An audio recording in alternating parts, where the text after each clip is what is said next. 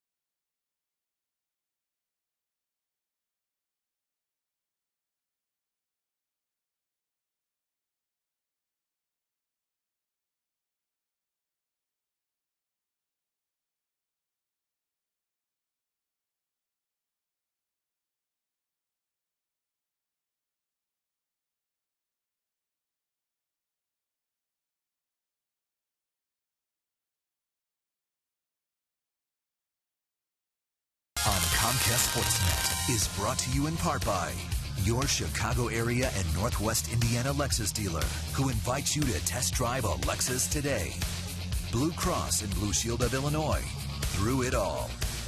AT&T Uverse. Visit att.com/freeyourtv. Rethink possible. And by Ford. Check out America's freshest lineup at your local Ford store or at localfordstores.com.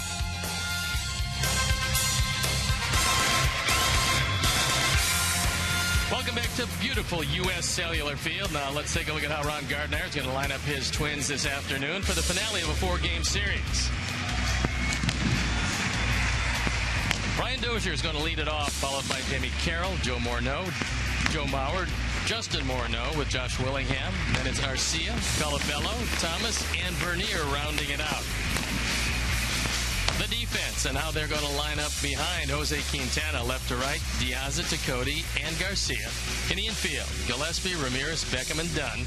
Tyler Flowers gets a nod behind the plate, and our Lexus Pursuing Perfection starting pitcher is Jose Quintana, on for his 24th start, looking for his 7th win of the year. His ERA right around 3.5. 110 strikeouts, just 40 walks, and 138 in the third innings. You know, Stoney, watching Quintana, wouldn't you say, now you see every game, but would you say he's been the Sox most consistent pitcher this year? He's certainly been one of them, and he's made great strides from last year. Well, of course, Chris Sales, too.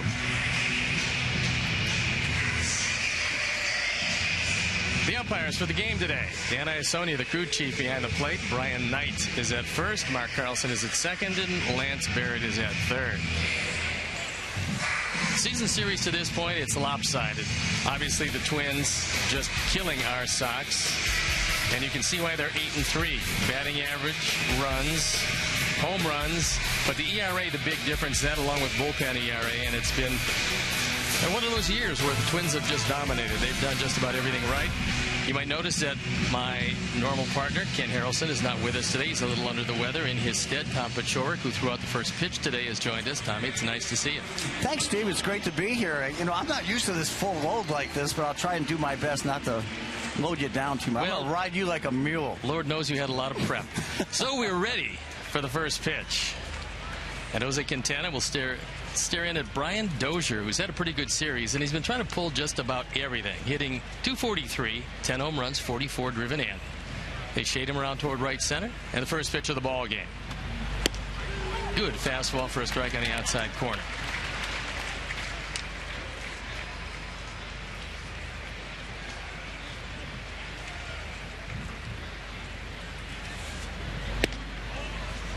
Cutter just misses inside, and the count evens at 1-1. Dozier had to fight his way on this team and has earned a spot every day at second base. He's becoming a pretty good one. Good fastball for a strike, and it's a 1-2 count. There's a look at Ron Gardner. Ex-teammate of mine, great guy. We played together with the Mets. We shared a few stories before the game today. And he's a good manager, too. He looks at one on the outside corner.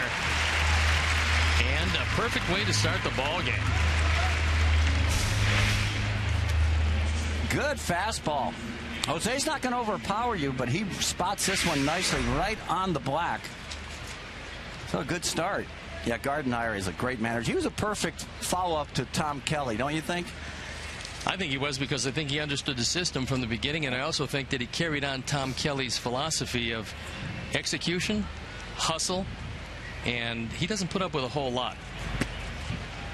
That one misses down as Jamie Carroll steps in, hitting .230. No home runs, 9 driven in, but you would never know it, because against our Sox, he looks like he's headed to the Hall of Fame. He's as old as we are, isn't he? What's this week, Otto? Okay. Jamie Carroll has been around forever, but you know, he's one of those guys you got to have on your team. You can play anywhere. He hustles, and he's a great guy in the clubhouse. Loop to left field. Diaz calling for it, and he'll make this play easily. So quickly, 2 up and 2 down. And before the game, there was a couple ceremonial first pitches. First of all, it's Kevin Hart. He's an actor. He's a comedian. He's a very funny man. In fact, I watched him last night on the Comedy Channel, and I was laughing hysterically, almost like a hyena.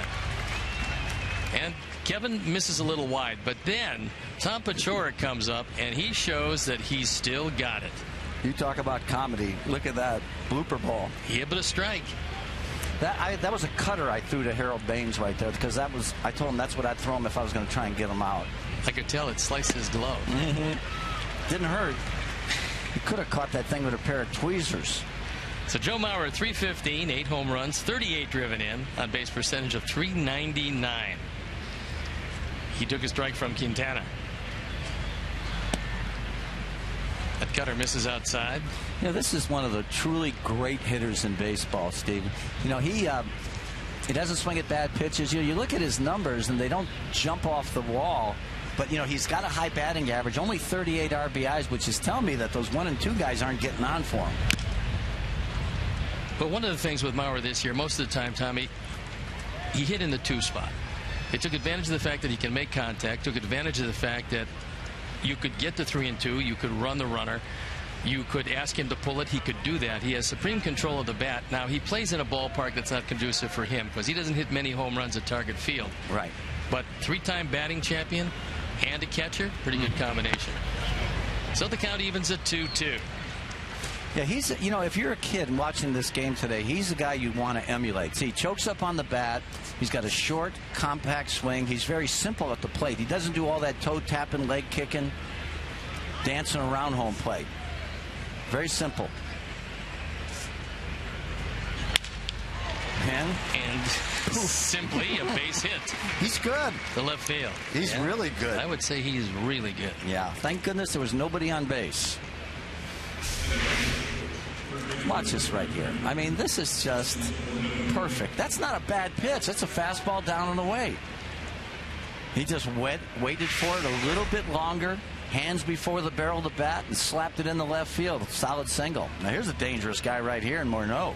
Morneau with 14 home runs, 67 driven in, hitting .265 before the game. Tommy told you that the 2 guys to watch, Arcia and Morneau, they've had just an outstanding series. And he looks at one off the outside corner.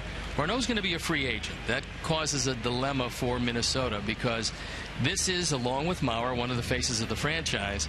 They didn't trade him at the deadline, which was somewhat surprising. I'm sure they had offers. They just didn't have anything quite good enough. A fastball misses up, and quickly Quintana falls behind 2-0. Tommy, at 2-0, did you ever try to hit the ball out of the ballpark? I swung hard in case I hit it. I was definitely looking for a fastball, and that's what he's got to be thinking that right now. Get a fastball that he can drive, and this is good. Ball should be carrying pretty well today. Short lead at first by Mauer. And that one fouled straight back. So he got the fastball he was looking for, and the best part of that was that it was on the inner portion. Yeah, he's a guy that likes to get his arms extended out over the plate. That was a good pitch by Jose right on the inside corner. You know, Morneau has dropped from great to pretty good now because of all those concussions that he's had. He's missed so much time with problems with, you know, if you're dizzy, it's hard to play baseball. I tried for 20 years. It was a different dizziness. No. Jose falls behind 3-1. There are the numbers, and but for the concussions, probably been a whole lot better. Oh, yeah. He was a former MVP, and I think a vastly underrated defensive first baseman. Right, right.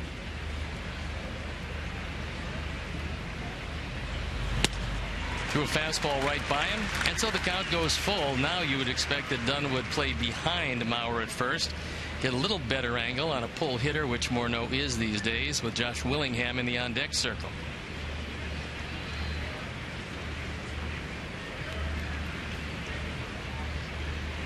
Count goes full, and that one is fouled off to the left.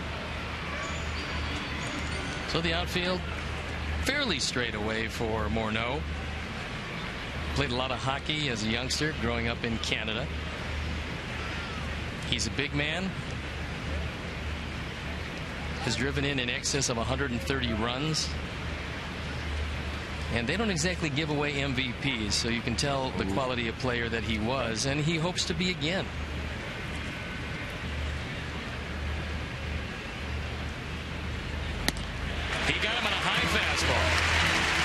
So we'll head to the bottom of the first inning with no score.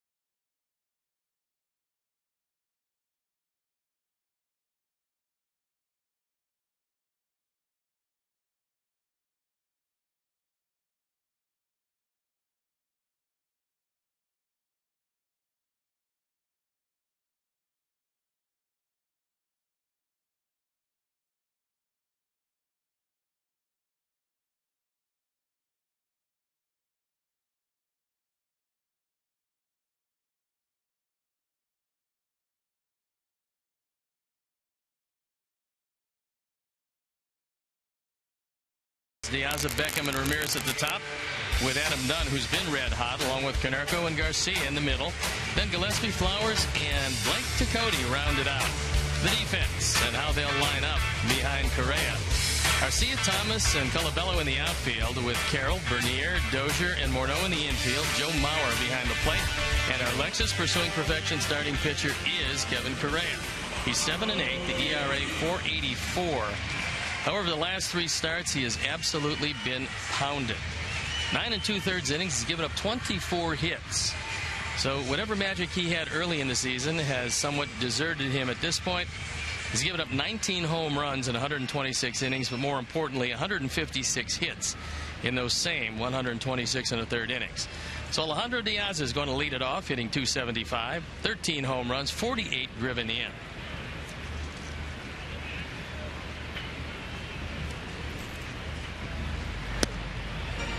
And the first pitch is a fastball down.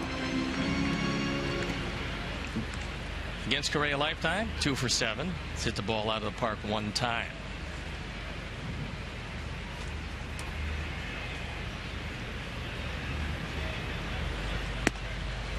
And that evens the count at 1-1. Did it bother you at all playing a day game after a day game? Day game after day game? No. That's exactly what happened yesterday. No, I love day games. Anytime you get to show up at a ballpark, Stoney, put a uniform on, it's great. Great. Beats working for a living, I'll tell you that. It does that. Ron Gardner apparently not particularly happy with the 3:05 start yesterday, but the fact is it's the Fox window. Sure. And there's a lot of players being paid a whole lot of money because of national television rights, and occasionally you have to abide by that. And if the managers aren't particularly happy, nobody really cares. No. Well, you've got the shadow problem that, you know, usually injects itself into the game at that time, but so what? I mean, hey, look, anything that gives the advantage to the pitcher, personally, I'm for. I understand that. I understand. And I can understand, look, Gardy was a position player, and he realizes hitters didn't have the great visibility, but meanwhile, when they hit the 2 home runs and took a 4-3 lead, they apparently saw the ball pretty well. I think so. A 1-2 count. Gardy must be really getting grumpy in his old age. That one misses down the appeal. He did swing. Pretty good curveball right here. 2 strikes. Ooh, I'm not so sure about that when the body went. It looked like he kept his hands back, Stone, but I don't know. It always looks like the guy swings. That's true. Yeah. When you slow it down, almost inevitably, you could make a case for the guy swing. Brings up Gordon Beckham, hitting .305, hitting just about everything right on the button right now, and just as importantly, .355 on base percentage.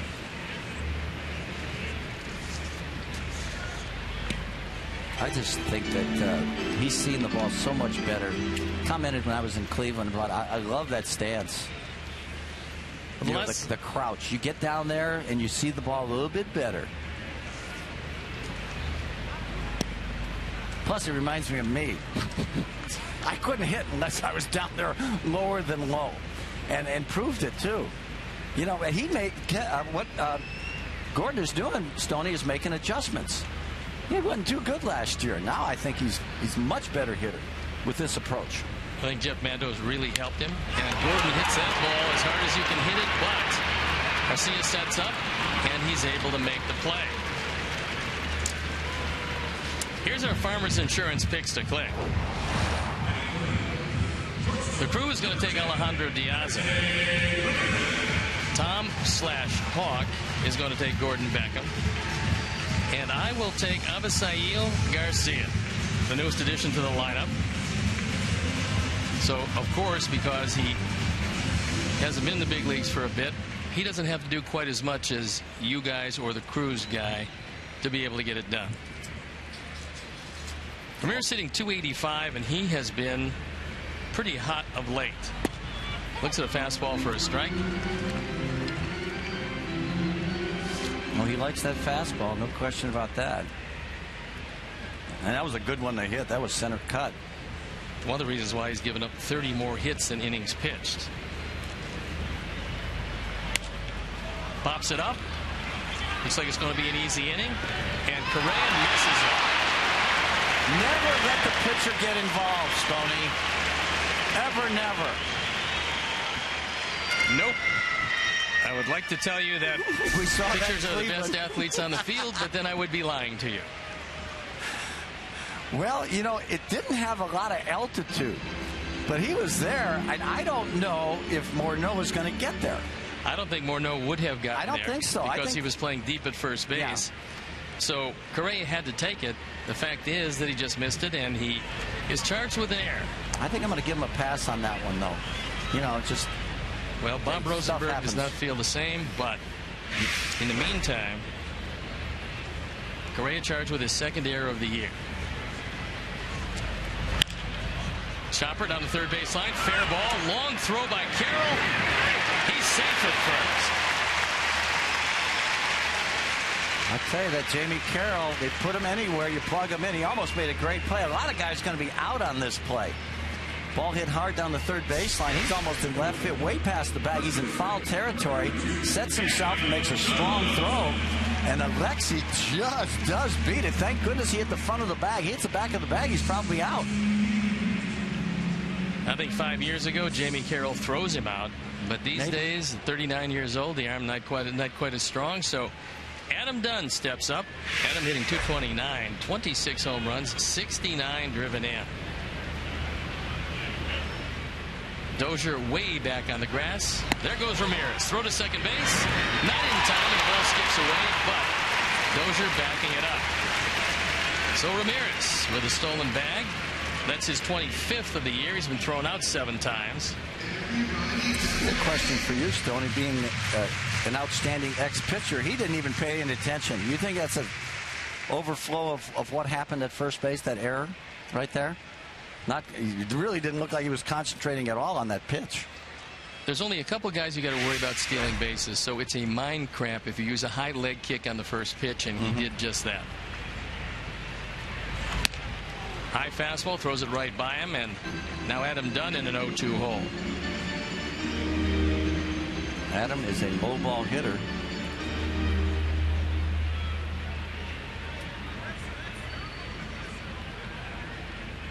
That's where he does most of his damage.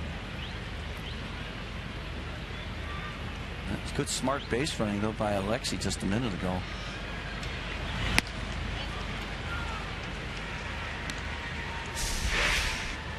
When you slide late and you slide hard, look at his front foot, the right foot. Watch it hit the bag. Oh, yes. Ooh. He dodges a bullet because that was almost a broken ankle. You know, you're right. Yeah, that's a great point, Steve, because you like the straight leg slide. I hate the head first, but boy, that was dangerous. You got to slide earlier than that. Oh, boy. Changeup gets him. So we head into the top of the second inning. There is no score.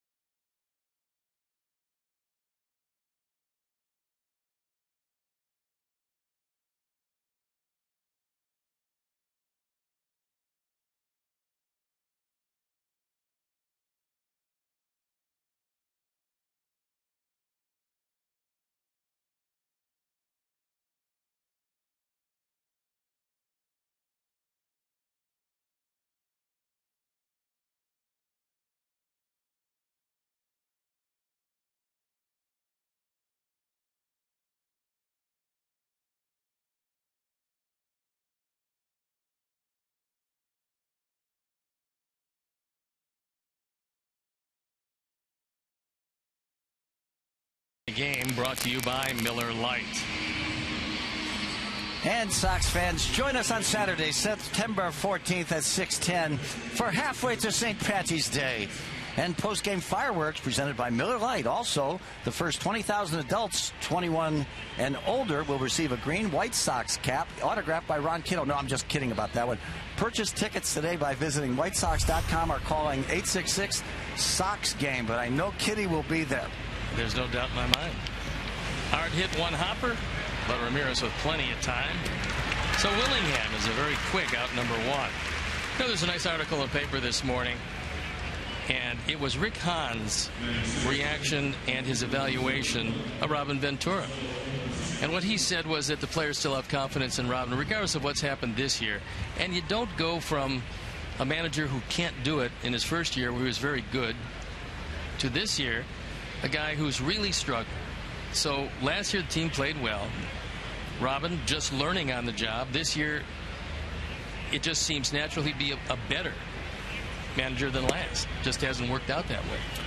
Well, you got to put that one on the players. My goodness, these guys got to have better years than that. And Robin's a great guy. He's going to be a great manager. He's got an outstanding coaching staff. And, I really want to see that element stick together because we got a chance to come back, and it's not going to be in the distant future.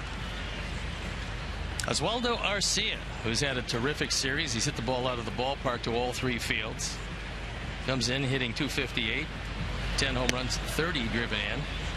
And a 2-1 count to the young left-hand hitter, just 21 years old. He's shown that he's adept at left or right field, and he's shown some pretty decent power to all fields. Strong kid. Got a good swing. That one sliced foul. He had trouble yesterday, Stone. The sun was really a major factor. I think that's what Ron Gardenhire pointed to a lot, along with the hitting. But the left field was really brutal yesterday afternoon. Arcia could have caught the game-winning hit, but he wasn't able to get there because of the sun. But earlier, he caught a ball that he never saw. He put out his glove, and the ball just happened to stick in his glove. Yeah. 2-2 count. Line drive, center field, and it's a base hit. So Arcia continues his hot hitting.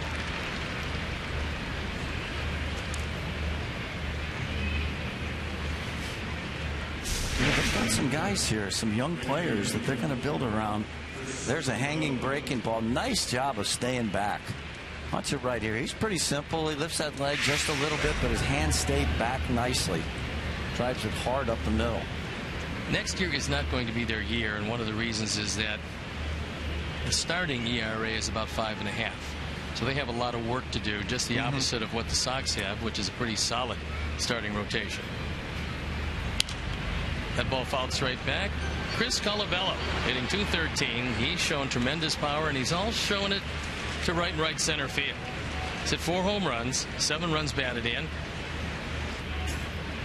One of the key plays of the ball game yesterday, he absolutely whiffed on a fly ball to right field. In fact, he looked at his glove to see if there was a hole in it.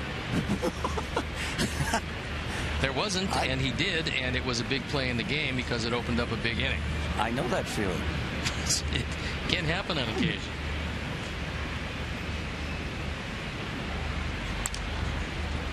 And quickly in an 0-2 hole as Arcia, not much of a lead at first base. He's stolen a base, but it's come in 3 attempts. So I would assume that Adam would not play right on the bag. The reason being that Colabello doesn't seem to want to pull the ball. Or if he does, it's almost under protest. He wants to drive that ball to right center field. And done in front of Arcia at first. That one misses inside. The count goes to 1-2. They've got a guy in Atlanta, Stoney, that has changed from a pull hitter, dead pull hitter, to leading the National League in hitting, and that's Chris Johnson. Chris Johnson, the third baseman. He has got as good an inside-out swing as there is in baseball right now, and he can hit any pitch that way. He's leading the league as a result.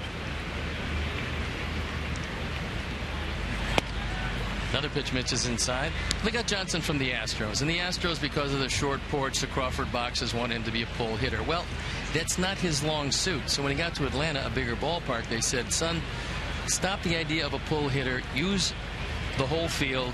and it's going to work out pretty well for you. And just as so many other people who've gone to Atlanta, they seem to blossom there. And Chris Johnson's had just a magnificent year. Well, he was a throw-in the Justin Upton trade. That's not a bad deal. Just missing on the inside corner, so the count goes full.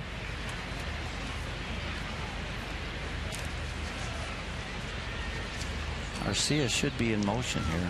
Cleet Thomas in the on-deck circle, and it would be a gamble to run with Arcia. He's not all that fast.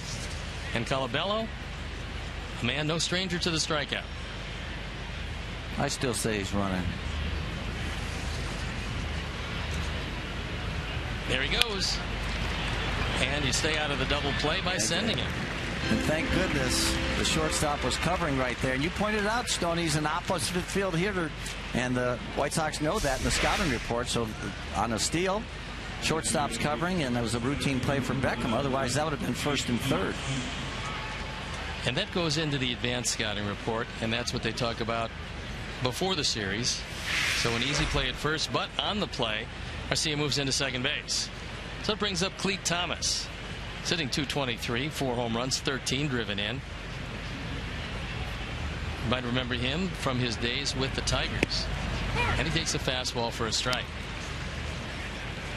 Aaron Hicks was the man they wanted to play center field, former #1 draft pick back in 2008. And Hicks, all kinds of tools, but this year, all kinds of problems hitting the baseball. So he's in AAA. And that one sweeps wide, and the count goes to 1-1. Now, my partner, Ken Harrelson, if you're just joining us, is not with us. He's a little under the weather today. Tom Paciorek was throwing out the first pitch, which he did successfully, and he was kind enough to join us here in the booth, adding a whole lot of experience and a world of baseball knowledge to otherwise what would be a mundane broadcast. So thank you, Tommy. Thanks, Steve. I've never been talked about that way before. It kind of brings tears to my eyes. Is it are you I'm for Klempt? Okay. That was a stereo for Klempt. Yes. Yes. You're too kind. Thank you. Really, you are. You can just make out the check and give it to me afterward. I wouldn't go that far. You know me better than that. Hawk does, certainly. Counts at 1-2, 2 outs here in the second inning. There is no score. Twins have made the only error of the game. And soft breaking ball misses away to even the count at 2-2.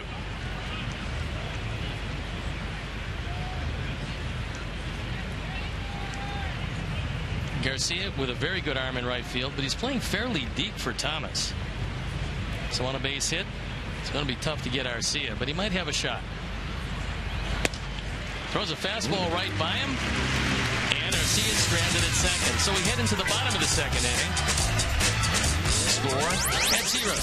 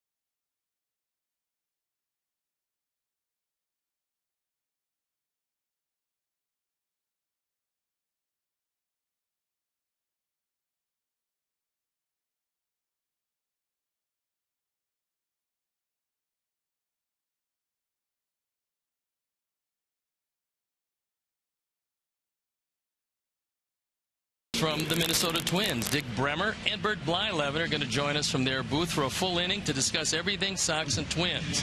From the old Metrodome to Bert's induction into the Hall of Fame, that and much more coming up in the third inning. And what a pitcher Bert Blyleven was. 60 shutouts he threw. You faced him, so you could see that curveball up close and personal. What was it like? It was like you, Stoney. I'm still looking for the fastball. I'll tell you, he was great. And the first time I saw him, and he was 18 years old in Vero Beach, Florida, with a youngster with the Twins. Nastiest curveball I think I've ever seen. I mean, I heard it coming. He was that good, and he should have been in the Hall of Fame long time ago. Nobody voted had to hit against that guy. No, I agree with you entirely. And we're talking again 60 shutouts. There'll be 3 generations of pitchers that won't complete 60 games, let alone 60 shutouts. So Paul Konerko steps in, hitting .245, 9 home runs, 40 driven in. Hitting the ball a whole lot better lately. Starting to make solid contact again after really battling a bad back all year long. And the count evens at 1-1. You know, I never really had back problems, back issues as a player, but I can't even imagine swinging the bat effectively or throwing a ball effectively if your lower back is giving you problems. No, and Paul's had all kinds of injuries, and he's battled through just about each and every one of them. Little looper into left field. Garcia coming on, and he makes the catch. Let's take a look at some numbers that qualified as a Hall of Famer. 287 wins, the ERA 3.31. This is absolutely amazing. 242 complete games. We talked about the shutouts. 3,701 strikeouts, 5th all-time. 2 World Series title. I'm still bitter about 1979.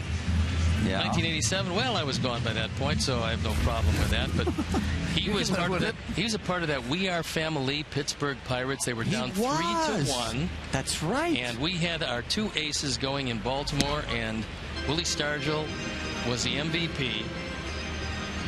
They won the series. They came back.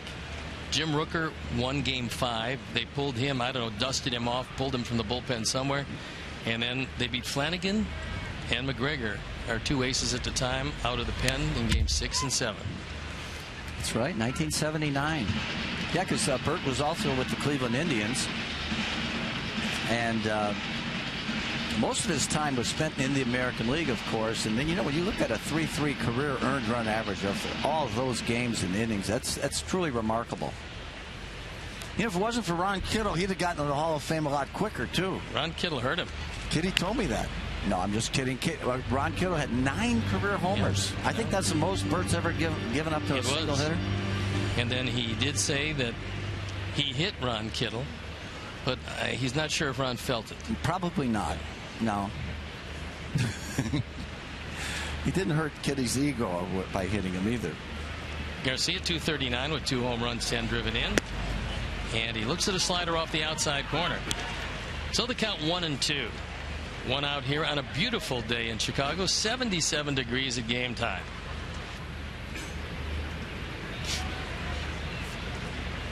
Garcia took an inside fastball yesterday and hit it right back up the middle for a base hit.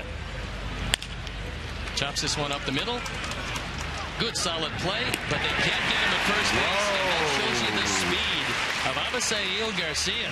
You're not going to see many guys, what does he weigh, about 240, 6'5", get down the line. 95% of the base runners in this league, especially right-handers, are out. Now he goes with the opposite fielder up the middle. Good play by the second baseman. Look, he's already passed the bag. Wow, that's speed right there. Well, he's absolutely a 5-tool player, and the question is, at 22 years old, just when we're going to start seeing all of them come together. But I think just the fact that he could get down there and beat that play will show you that he's a most unusual big man. Very, very unusual. Well, Bo Jackson's the only guy that comes to mind that I think that would have gotten there quicker. Mike Trout would have been right there. Trout would have been right there, too, yeah. Connor Gillespie at 238, 9 home runs. And in real time, let's watch him go down the line. Sniffing a base hit all the way. Yeah. Hitting the front of the bag, which is good. Not jumping. Waiting any type of injury. Oh, wow. Big upside right there. I think that was a great move the Sox made getting him from Detroit. I certainly believe it was. 1-0 count, and that one fouls right back. In fact, it was a move that probably never would have been made except for the impending suspension of Johnny Peralta. So, yep. You know, PEDs and the suspensions associated with it forced forward-thinking teams to make moves they wouldn't have made. They, in no way, shape, or form, wanted to trade Garcia, but they had to have a backup. That was Iglesias at shortstop, who's a master, by the way, yeah. a great defender. And Dave Dombrowski was prepared. He did it ahead of time. The suspension came down. Peralta did not appeal. Now Iglesias plays every day at shortstop. And Garcia is here, and he's off with the pitch.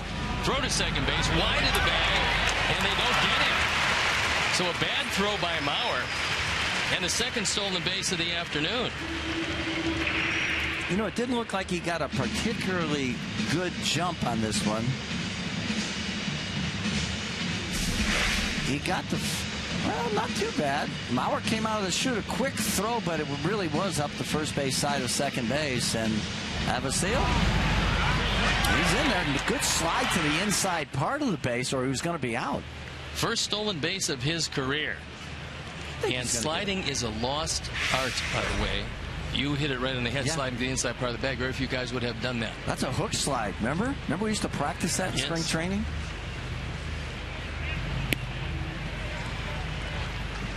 2-1 count on Gillespie. So Garcia in scoring position. What's going to happen with Garcia is right now he's going to try to steal bases on pure speed. And then he's going to learn technique. He's going to learn first step explosion. He's going to learn whether he wants a crossover step or just a first step with the right foot. And he's going to learn keys from the pitchers. He doesn't know that yet. You know, and a lot of times, too, Stoney, it takes a guy 6'4", 6'5", a little time to unravel, to stay down. As you think he's 6'3"? I think he's 6'3". I'll tell you what, I was looking up to him today, and I thought I was 6'3". Yeah, but you're old. You were 6'3". That's the key. Now you're about 5'8". That's what 2 hip surgeries will do for you. It shortens you up a touch. Wait a minute, I'm looking up at him when I shook his hand today. Wait a second, you got a 28 inseam. Come on. 6'3", please. I'm not exactly Billy Barty, you know. That's true. But he's a big man, and you're right. He's going to get better at all areas. First and second with one out for Tyler Flowers, hitting 193, 9 home runs, 23 driven in.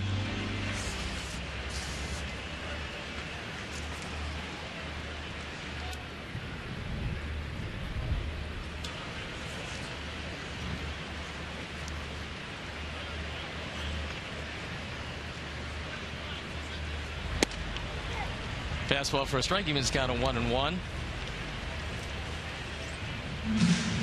Hawk Harrelson, a few years back, had a dream. Not to be confused with the "I Had a Dream" speech of Martin Luther King, but we're going to show you what that dream entailed if we get a foul ball here or a natural transition after an out. Just bear that in mind. It's right around the corner. Threw a fastball by him, and the count goes to 1-2. Now, bear in mind, the last year that Minnesota played at the Metrodome was 2009, and it was a chamber of horrors for the White Sox for many, many years. Oh, my goodness. I still remember Richard Dotson losing a one-hitter. A ball bounced over the right fielder's head for an inside-the-park home run. It's the only run in the game. That evens the count at 2-2. Correa, with his 4th organization, started with the Giants and went to the Padres and the Pirates.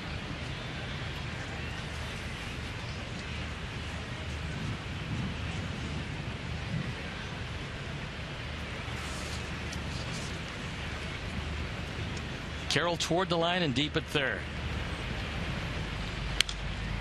And that one fouled off. So here's what the dream was. 3, 2, 1. Dreaming. He's always dreaming. There it goes. Forget about it, Buckaroo. Aren't the Vikings still playing there?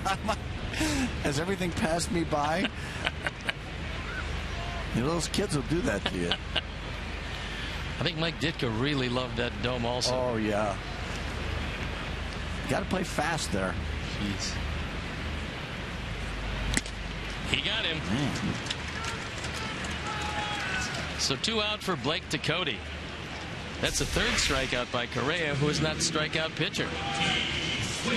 Yeah, fastball up. And coming into this one, Correa with just 70 strikeouts in 126 innings. But 3 here today. Well, that high fastball is a lot tougher to hit than the low one. And you got to be able to get your hands above the ball to do that. And Tyler's just not able to do that at this point in time. You know, you try and make suggestions to guys in order to get through that. And one of the things I would say to be choking up on the bat a little bit, make that swing a little bit shorter. Cody looks at an off-speed pitch up in the zone for strike 1. He's hitting .214, 1 home run, couple driven in. Hit his home run in this series.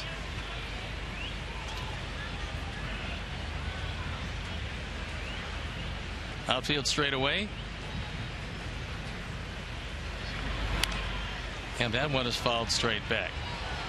Thomas showed us a pretty good arm in this series, better than I thought. I think it probably was because of the setup and the throw. Almost made a play at third base, but not known for a great arm. In fact, the arms all the way around, you would call them major league average. No plus arms in the outfield.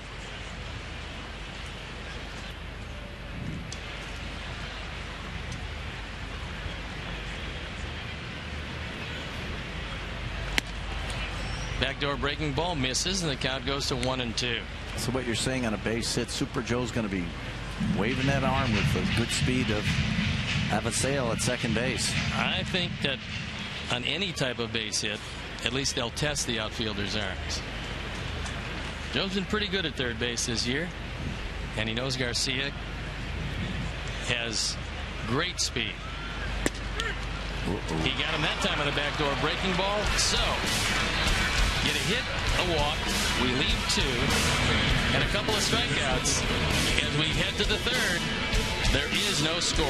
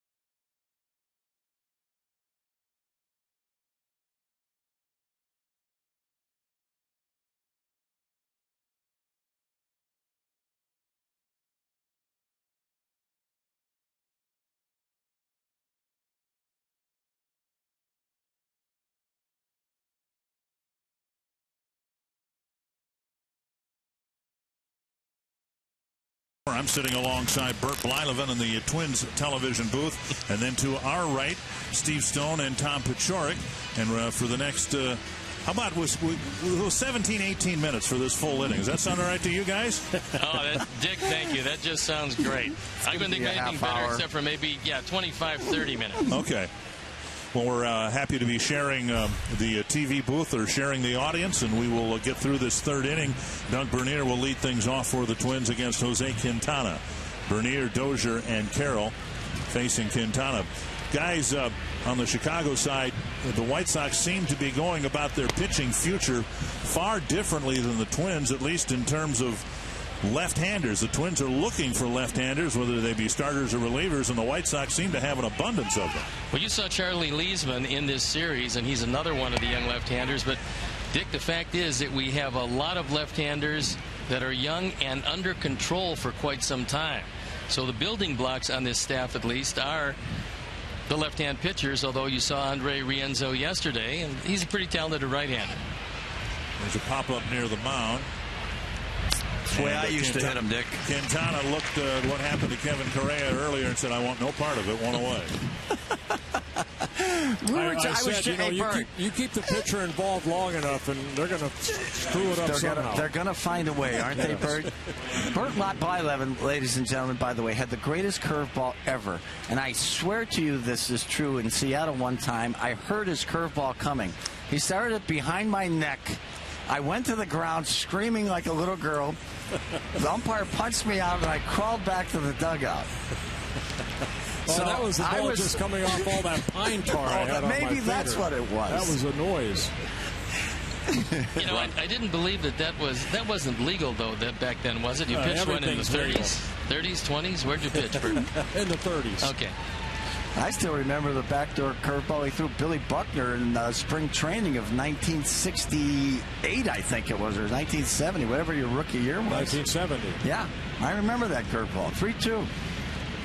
I don't remember who I am or what I had to eat this morning, but I remember that curveball.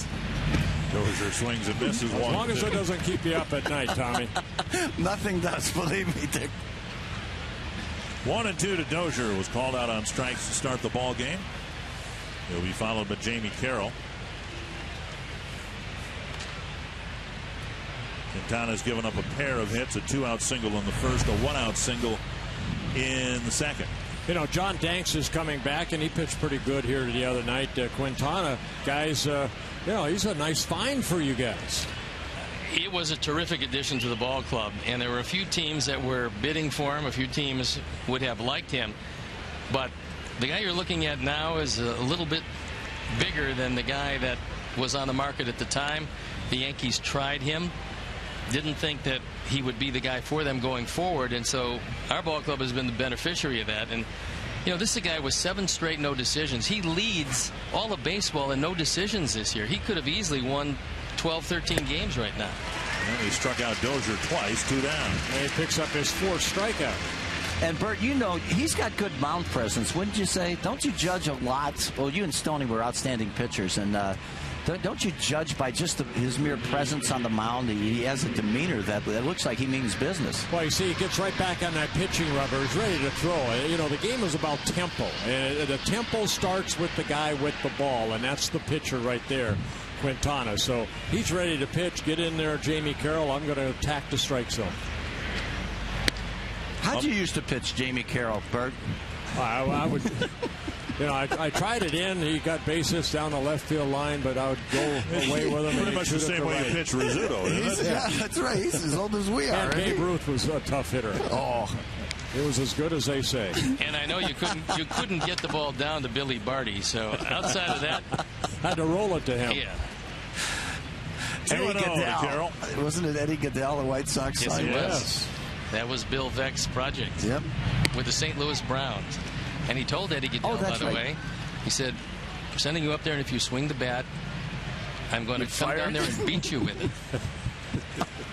What, do you have one of those foam rubber things that he took off? And taken low by Carroll, 3-1. Well, Carroll has played a long time. I mean, he first came up in 2002, but he signed back in 1996. So he spent his time in the minor leagues, but this guy's always been a good hitter. Not power, but a base hit hitter. The fly ball center field. Tecate with the catch. I did my part. 1, 2, 3. Hey, your turn next, guys.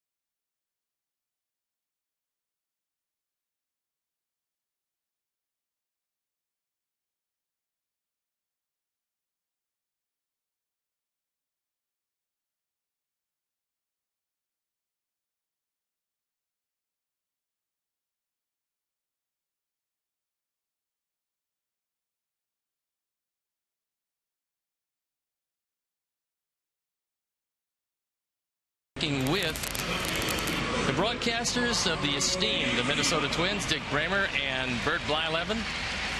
And gentlemen, I guess the first question that everybody wants to know about the Twins, you got a free agent in Justin Morneau.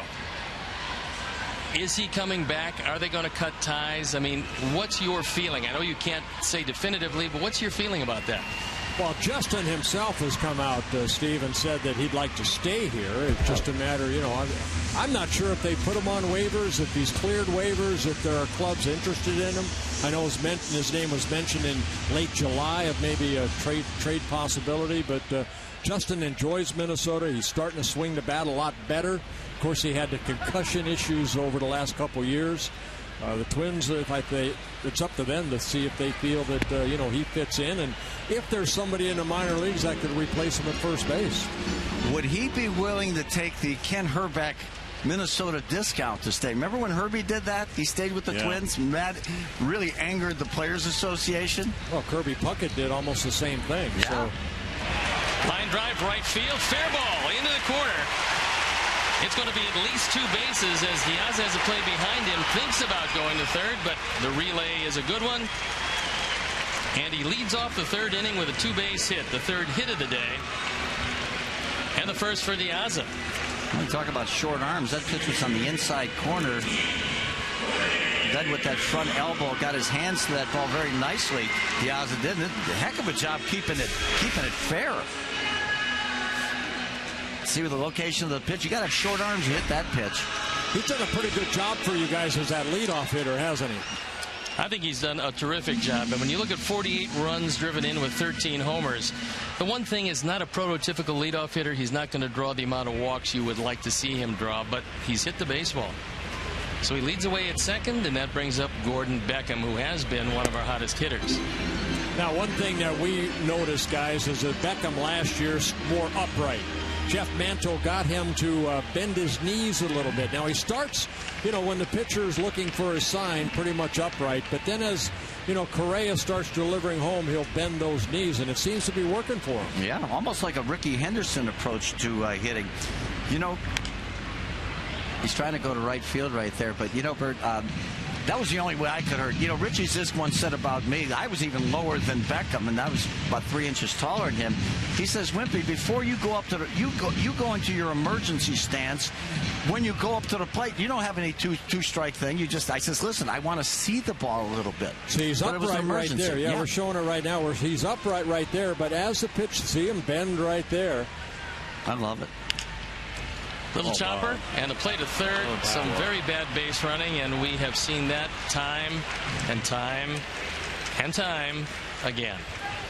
Rule of thumb, gentlemen, is if the ball is in front of you, don't run. No. Well, we had the same incident in Kansas City where Ryan Domit did the same thing, and you take yourself out of that RBI situation for the next hitter. You should stay at second base, which Diaz should have done. Dick, you've seen this ball club through the real good times and the real bad times. When you look at rebuilding, you guys have some terrific young players in the minor leagues. You've got Byron Buxton. You've got Miguel Sano. Yep. I know they're a while away. How are they going to rebuild that pitching staff, however? Well, that's going to be the big challenge. They've got some talented young pitchers, but in some cases, Alex Meyer, one of the guys they acquired in the offseason, they started him at Double-A with the hope, I think, that he would do well enough to at least be promoted to Triple-A, but instead he suffered a shoulder injury, lost about 10 weeks, and is just working his way back. So that was a blow to the pitching plans. Kyle Gibson's on the staff now. He's a former #1 draft pick coming back from Tommy John surgery. They figure he'll be a big part of it. But you're right about Buxton and Sano. Baseball America, I think last week, ranked them #1 Buxton, #3 Sano in terms of prospects in all of baseball, but they are position players. And Stoney, you've seen the Twins for the last 2.5 years. You know the biggest issue with this team right now is starting pitching. Bert, don't you have a couple grandkids that are eligible to resign? Yeah, but they're only 3 and 4 years old. Oh, well. Well, Bert, let's talk a little bit about, that we all know the guys that we got out. But occasionally there's guys that hit you pretty well. And I'm talking about Ron Kittle. Now, how did he manage to hit 9 home runs Slowly I turned. You know what helped me against Kittle? Finally, he hit 9 home runs against me. I changed my pitching repertoire toward him. I started dropping down from the side. There are certain hitters that just see you well, and he was one of them. That ball popped up, and the play made. Hey, can I offer maybe a discussion point for you guys in Chicago here? We're about ready to wrap this up. We've had an ongoing debate here as you look at Mr. Blyleven and Mr. Kittle. I don't want to be with Kittle. I don't like him. I told you that. Hey, you never hung that curveball to me like that. I'll tell you what, he was strong. Look at that. That's not a bad pitch right there, but he owned me. I don't know what kind of house he's living in, but I helped buy that house. Struck him out 11 times. I don't care. Look at the home runs. Again, I never liked him. The ongoing debate here on Twins television for years has been Bert's claim that pitchers are the best athletes on the team. Well, I don't doubt that for a minute. It just depends on which team. I mean, if you're talking about baseball, I kind of gravitate toward the shortstop, even though I was a pitcher. On. No, I say early. I think you're right, Bert, and I think early that's the case, and I think once you reach 8, I think the shortstop becomes the best athlete. Unless your name is Bob Gibson. Well, that's who I was referring to. Yeah, there you go.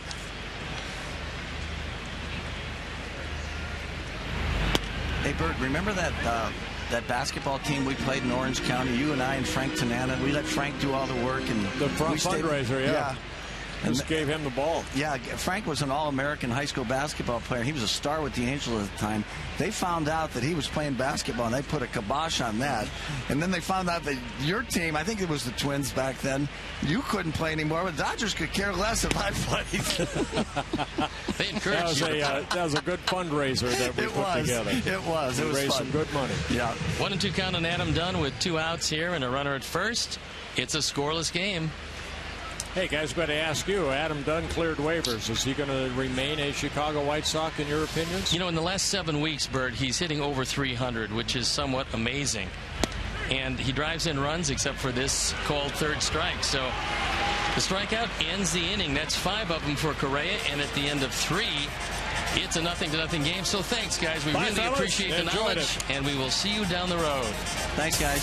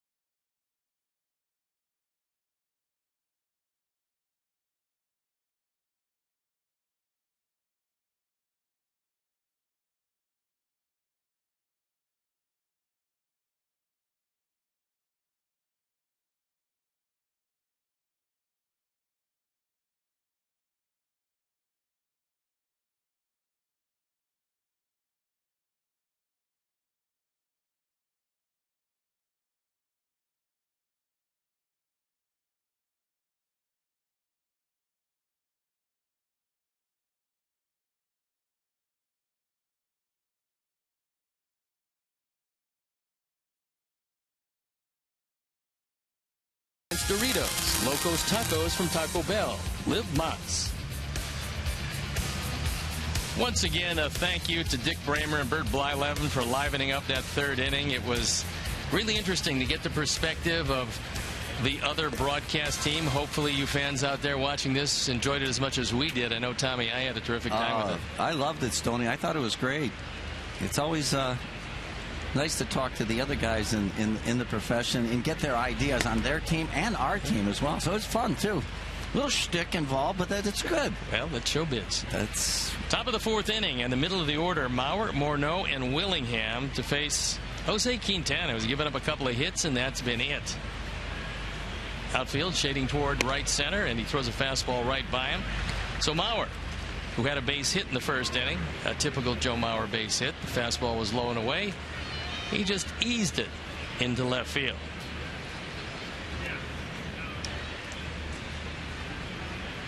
Do you think he's going to be a catcher his entire career? No. I don't either. He loves to catch. I know. But because he's as big as he is, he's 6'5", he's around 230, 35 pounds, but he's a wide guy. And he takes a lot of foul balls. He takes a lot of the fouls off his foot, off his shoulders.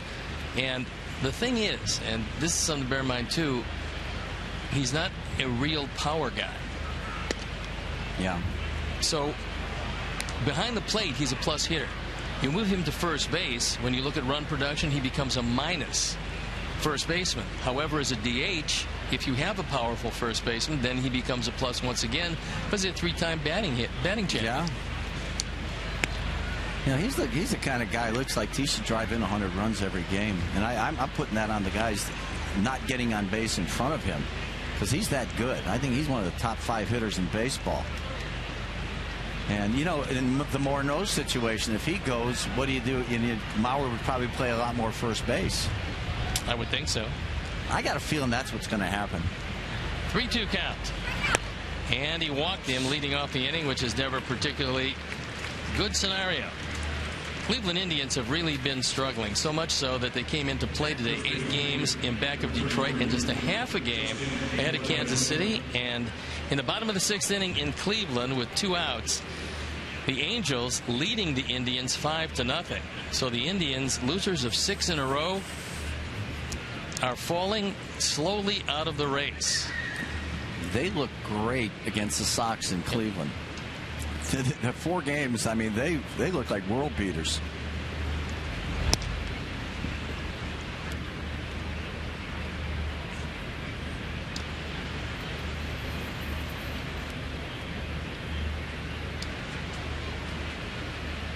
Morneau, a strikeout victim to end the first inning. And Mauer with a very short lead at first base. Left nothing to the imagination there. He was trying to hit that ball off the United sign in right field. And the count goes to 1-1.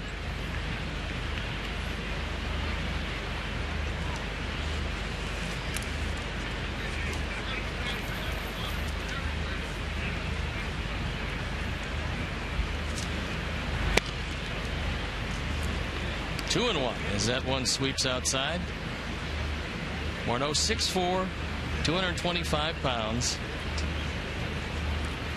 3rd round pick back in 1999. He's 32 years old and will be a free agent. That one hits the outside corner, evens the count at 2-2. Probably the best year overall. 2006, 34 home runs, 130 driven in. Also drove in 129 in 2008.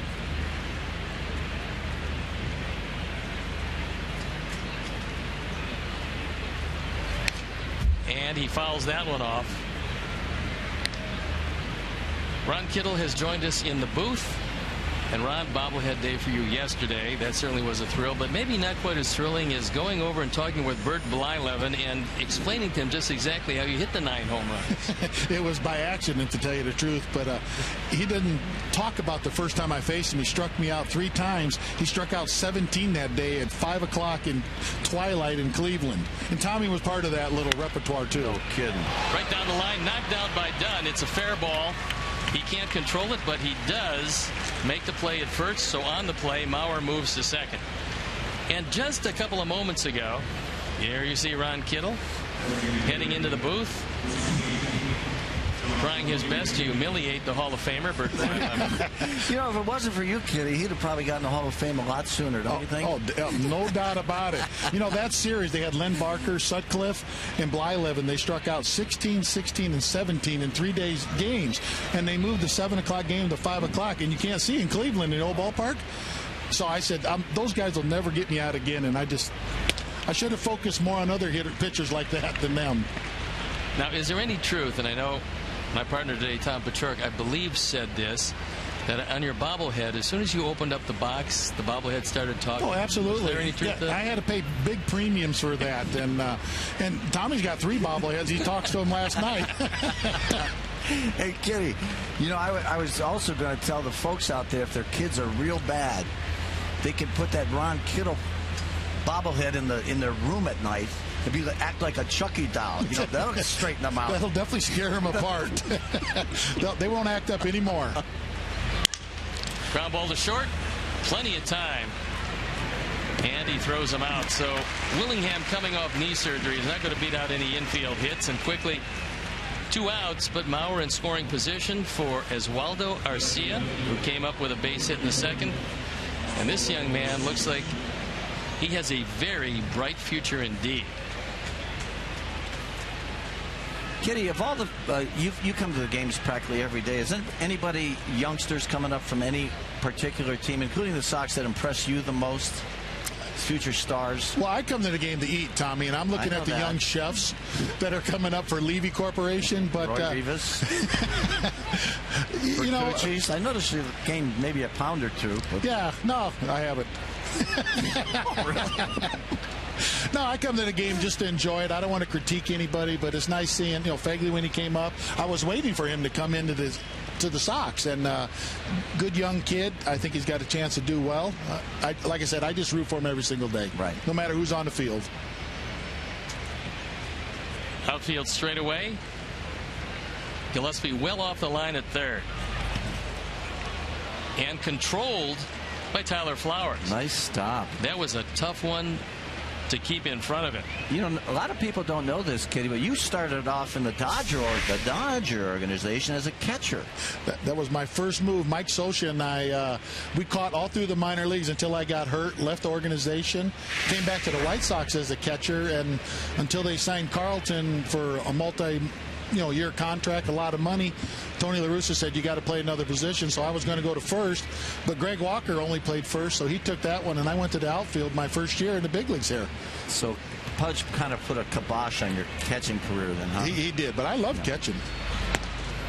I hit better when I caught because you're seeing all the pitches all the time, and you knew the strike zone, and you know how the umpires were going to call things, and I think you were just in the game more.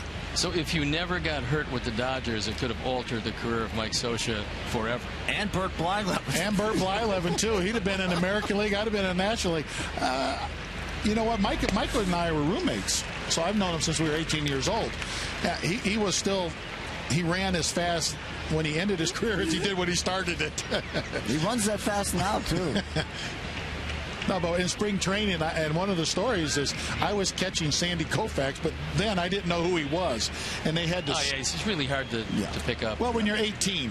Oh. And they had the strings in spring training, pitchers through the string. And I kept flinching because trying to catch a ball on the strings, and Ron Peronowski said, it'll never hit the string, it'll never break. And I was flinching because I've never seen it just coming out of high school. 3-2 count. So with 2 outs, and Chris Colabello in the on-deck circle, Quintana's going to make a good pitch in this scoreless game. He struck him out. So we'll head into the bottom of the 4th inning. And Ron, thank you very much for being here. We appreciate it. Thank you very much. Nice seeing you. Wimpy, thank you for the jersey autographs. Always a pleasure.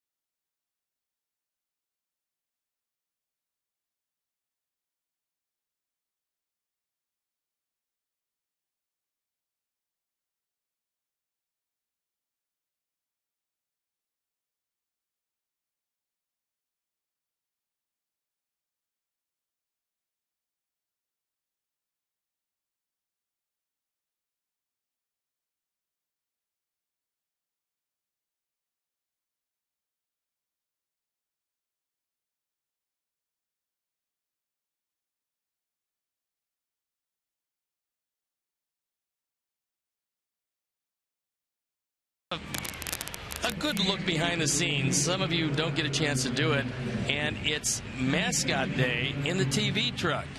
So let's take a look and see what it looks like. Oh, Frankenstein. It looks great. That's our crack crew. I'm partial to the St. Bernard. And the amazing part is they've done just an outstanding job today. You know, it was their idea to come with that crosstalk. Yeah, it was fun seeing them all on the field before the game. High energy guys. Yes. That's what you want for that position. It's Paul Konerko leading it off. Konerko, Garcia, and Gillespie to face Kevin Correa.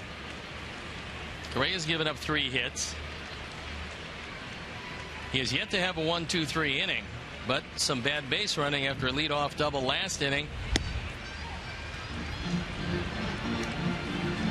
Well, obviously, kept the score at 0. You know, Stoney, he's obviously spotting the ball a lot better than he did. You mentioned those stats over the last few games, and he's just been getting killed. But he's spotting his fastball nicely so far in this game. You know, he's not one of those guys that's deceptive. He's straight over the top. He shows you what he has, and he's got to have his good stuff in order to beat you. And he was signed to a 2-year free agent contract because on a young staff, they wanted a veteran. Hard hit ball into the gap. Yeah. Thomas coming over. He's got plenty of room, and he makes a catch. Well, that ball's not carrying. I thought Beckham's ball was going, and that one was going to be a lot farther than it turned out. I looked at the flags. It looks like it's blowing in from that area. Also, I think Paulie probably caught that one a little more off the end of the bat than he would have liked. So Kevin Correa has really struggled on the road, but not in evidence today in this, his 23rd start of the year. He has given up 19 home runs, and he is a fly ball pitcher. And it brings up Abisail Garcia, who single, stole the base back in the 2nd inning. And he takes it right back up the middle, but Dozier right there fires it across. And last time, I think he might have surprised him with his speed. Not so this time. No, he was flying down the line right there. This one was a little bit closer, so Dozier could make the play. It wasn't quite up the middle. But he had a nice approach. You know, that was a heck of a pitch that Correa made right there. It was a breaking ball right on the outside corner. And Garcia went with the pitch, hit it hard, but no luck this time. One of the things that he's shown, and again, this is really the early going as far as wearing White Sox uniform, but he's shown great plate coverage away. He swings at pitches off the plate outside, hits them hard. The question will be, after the advanced scouts get a little more look at him and they start to come inside, will he handle the inside pitches as well? Well, that's where you hit homers. Yep. When you make a mistake on the inner in half of the plate. You know, you pitch inside off the plate. Sure, a lot of guys are going to get jammed on that. But you know, for yourself, Stone, you can jam a good hitter. You can't jam a bad hitter. Because he's flying open. He's gone by the time that ball gets there. You're going to get on the end of the bat. Conor Gillespie, who walked in the 2nd inning. He looked at a strike. Ken Griffey Jr. inducted into the Seattle Mariner Hall of Fame last night. 13 seasons with the Mariners. Tommy, you played with the Mariners. Yes. And I'm sure you played with Mr. Griffey. No, I did not, Stoney. As a matter of fact, I was doing White Sox games, and they had drafted Griffey. I don't know what year it was, but we happened to be in town the day they drafted Ken Griffey Jr. First pick in the draft. Yeah, first pick in the draft, and he took batting practice. And, you know, Frank Thomas was there, Robin was there, the whole team. He looked like the best hitter on the field when he was 17 years old in batting practice. He was hitting balls up in that Kingdom third deck that you couldn't believe. He said, yeah, I'm going to go out on a limb and say this guy's going to be pretty good. It was unbelievable. We saw his first batting practice as a professional, and it was incredible. He was drafted in 1987. And the area he was from, the Cincinnati area, which has put out so many great players over the years. He'll be available for induction into the Hall of Fame in Cooperstown in 2016, and you would think a first ballot Hall of Fame. First ballot. So the count evens at 2-2. And not a smudge on his record either. Nothing. No, he could really do it. When he came up as a defender, covering alley to alley, that one play where he ran up on the wall was memorable, something that a lot of people will remember from his career. 10 gold gloves he won. Absolutely amazing. He was a great base runner, too. He didn't have tremendous speed. He had good speed. Great base runner, though. We had him here for a bit, and one of his throws from center field made a huge difference in the biggest game of the year. So although he didn't have some great numbers as a member of the White Sox. That's, I can even forget that he was with the Sox. Yes. That was 2005. No, that was 2008. Okay. 8-5. They all run together with me. He got him. So 1, 2, 3, 4th. We head into the 5th inning, and it's still 0-0.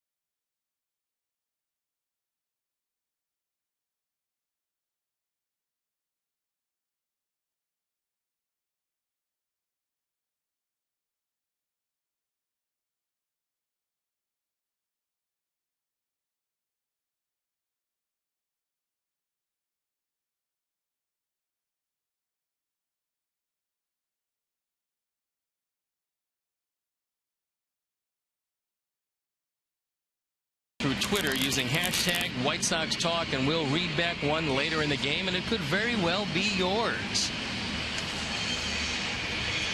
I'm not really into that hashtagging stuff. Oh, well, that's my middle name. Later. It's Stephen H. Stone, the H for hashtag. And so, yes, I'm from that standpoint, I mean, I have triple iPhones. I have everything you could think of. Good for you. I'm going to ask my grandkids about that when I get home. Chris Colabello leads it off the bottom third of the order to face Jose Quintana. And he looks at a fastball inside. Jose's given up just 2 singles, one to Maurer in the first inning, one to Arcia in the second. Yankees leading Detroit 4-1 that game in the top of the 7th inning. Kansas City leading Boston 4-1 that game in the top of the 5th. And Kansas City bidding to go into second place. And what a run the Royals have had. The Indians, though, not giving up without a fight. They've closed the gap to 5-4, heading into the bottom of the 7th inning against the Angels at Progressive Field in Cleveland. Base hit left field.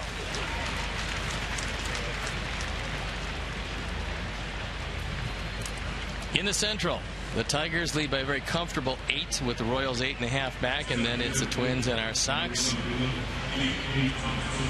both bidding for a high draft choice. Well, I'll tell you what, the Braves and Tigers, they just can't lose now. They're in a groove right now. If they lost, they'd be shocked. Well, they did lose. The Braves lost 1-0 to the Miami Marlins yesterday in a wild pitch in the 9th inning, and it ended their 14-game winning streak. So they find themselves just a short 14.5 games up. That one popped straight up. So Thomas is going to go 0 for 2 as Diaz coasts under that.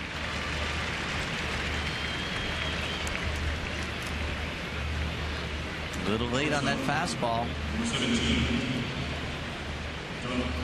That's why that high fastball is so tough. And you had when you started, Stoney, you were a flamethrower. Remember facing you in the minor leagues.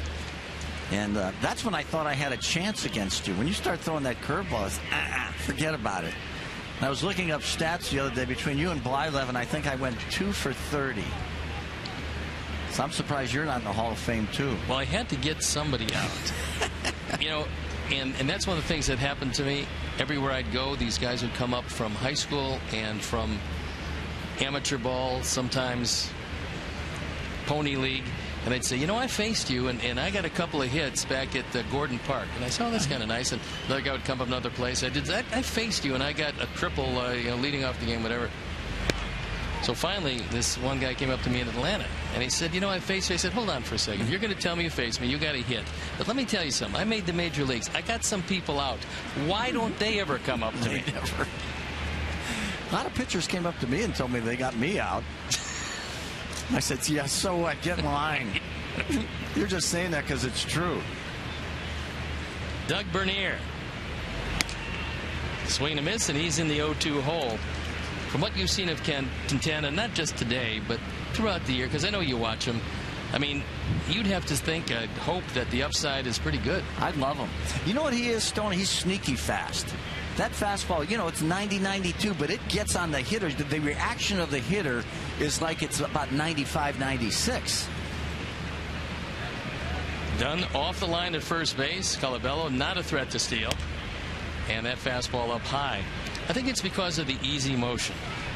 There's a lot of guys, you can see max effort guys. I mean, when they say 95-96, that it's coming there. But there are guys that are much more difficult to hit that have a nice smooth motion, or they have some deception, and they're only throwing 91.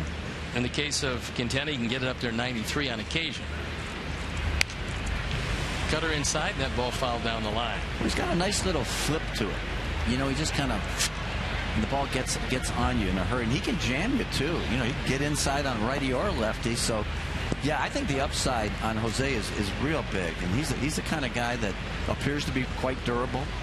Goes out there and what we saw last year when he started against the Yankees in New York, the biggest stage there is, he appeared at that point to be completely unflappable. And he got out of some tough jams, and he didn't appear to be worried about anything, and that's the way he still is. Well, that's where you get that mound presence from, that confidence that that you're going to battle, and you're going to be better than that guy. Last 7 starts, ERA a little above 3.5. That broke a streak of 7 consecutive no decisions. He leads the major leagues in no decisions this year. So when you look at the record overall, it's somewhat deceiving because it looks like he hasn't pitched very much. He's just 6-3. That evens the count at 2-2. He's a keeper, though. Yeah, he's a big kid too, and he's really in shape. I've seen him before the games working out and stuff. He's fit. He means business. I think he truly realizes the opportunity that he has, and he's going to make the most of it. He's no David Wells. No. But if he has half the career that David had, he's going to be in good shape. You're right. He has a rubber arm. For a big guy with a lot of moving parts in his motion, he had pinpoint control with all of his pitches. Yeah, and he was deceptive, too. And you couldn't pick up the ball, whether it be the fastball, curveball, slider, whatever he was featuring that day. He wasn't a physical specimen. No, I would say that definitively. He never got hurt. As Mark Hill would say, you can't pull fat. Count goes full. Rod Beck made that particular observation, the late Rod Beck, the shooter. Beck. Yeah, great. He was a great character that baseball misses. Love guys like him. Short lead at first. Colabello going. And that one misses inside. So even though it would have been a strike him out, throw him out, it becomes a moot point as Bernier takes a walk. Fans, you can bring your family to the ballpark for our all-new Family Sundays presented by the University of Chicago Medicine, Comer Children's Hospital. Tickets start as low as $5 and parking is just $10. Former players from the 1983 team will be in attendance, and activities for kids include pregame player autographs and a postgame run around the bases. White Sox and Comer Children's Hospital teaming up to promote a healthy lifestyle and combat children's obesity. We'll move to the top of the order, and Brian Dozier, who's 0 for 2 with a couple of strikeouts, so he's not seeing Quintana very well after having a pretty decent series. Gillespie off the line and deep at third, and he looks at a high breaking ball.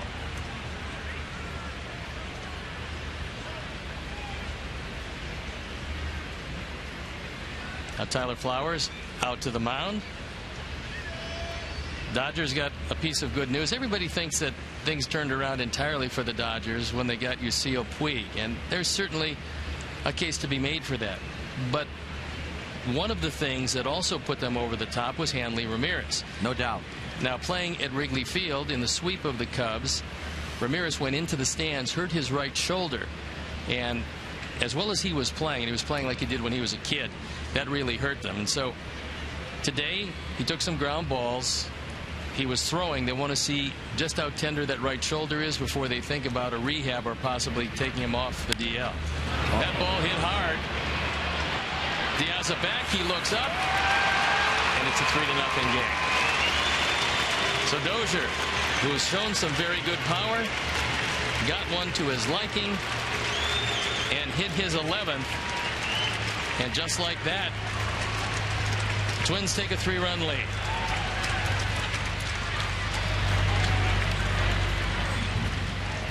This is our Ford home run replay. You know, it's not a bad pitch. You know, Hawk talks about so often that you have to hit with short arms on that inside fastball, and that's exactly what Dozier did right there, Stoney. Did a great job of hitting a not that bad of a pitch. Brian Dozier keeps getting better. Whew. You know, when he came up, they thought, well, utility best.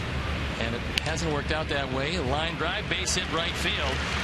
So Carroll continues to torment anyone wearing a White Sox uniform, and that's going to bring Don Cooper out from the dugout.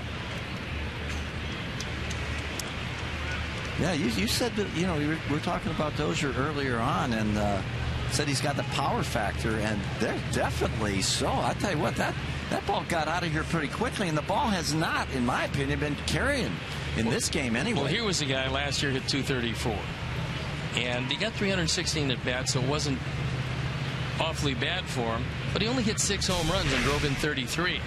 Yeah. This year, he's a lot bigger, he's a lot stronger, and he's decided that he is going to pull the ball a whole lot more, and that ball cleared by a wide margin.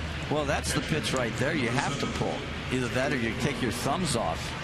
Because as I said earlier, it wasn't that bad a pitch by Jose. He just got beat by Dozier on that play, and sometimes you just got to take your cap off to the guy like that and go on with your business and get the next hitters out. Joe Mauer with a single and a walk leading off the 4th inning. He singled with 2 outs in the first, hitting .317. Well, they had a highlight of the 35th home run hit by Miguel Cabrera yesterday, and he took a pitch that was 4 inches inside. Got the head of the bat, took it right down the line. It didn't hook, and he hit it out of the ballpark.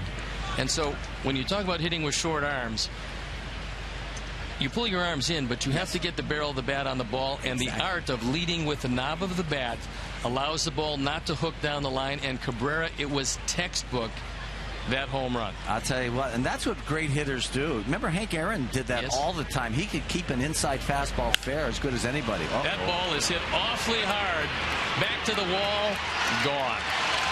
So Joe Mauer hits his 9th home run. He's got 40 driven in.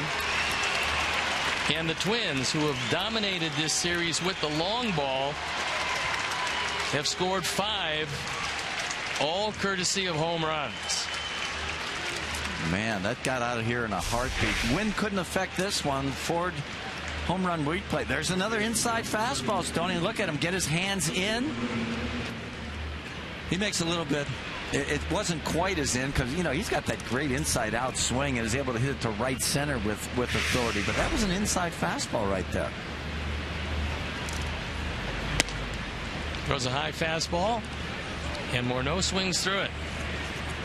Well, the difference with Mauer is he loves to swing inside out, but he's fully capable of pulling the ball when he wants to. Absolutely. So if he's looking for the ball in, he can do that. Yeah, kind of like a Wade Boggs. Wade Boggs had great power, but he never really tried to do that. I believe if Joe Mauer wanted to, every year, it'd be between 25 and 35 home runs. That being said, he would not ever lead the league in hitting if he changed his stroke. He doesn't want to.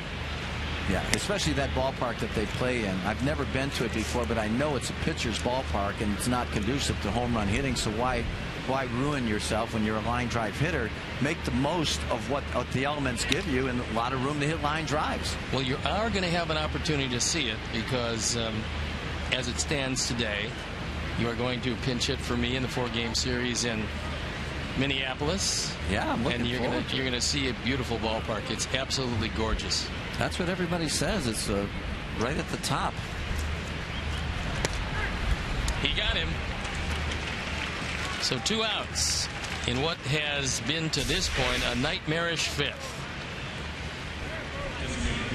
6 strikeout. That was a high curveball right there. Morneau couldn't pull the trigger. You see that belly button early. Hands came forward, not able to swing the bat.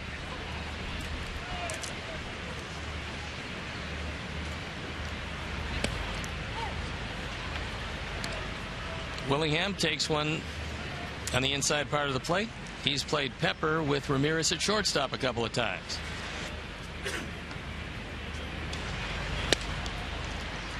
And the count evens at 1-1.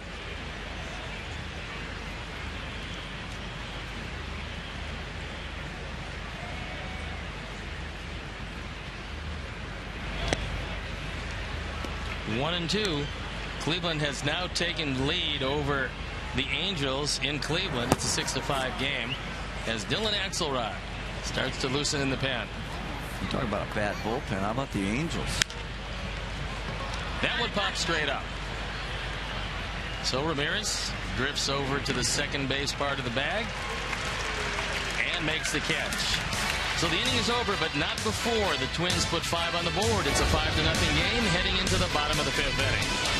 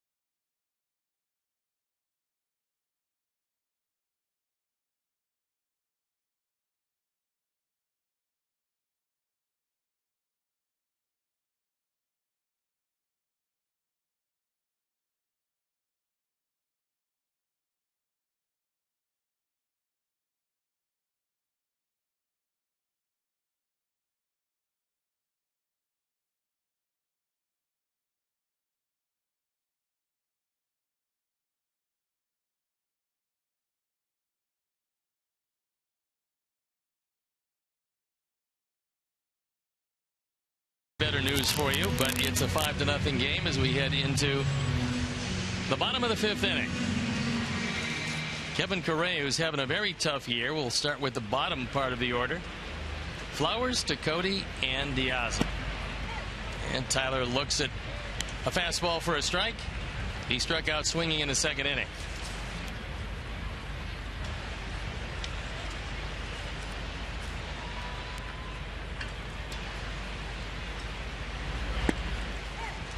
And another fastball for a strike. Correa's given up 3 hits. He hasn't walked anybody, and he's fanned 6, which is a surprising part because normally that isn't part of his repertoire. Yeah. Well, he's throwing strike 1. That slider misses. The appeal to first base. Brian Knight says no.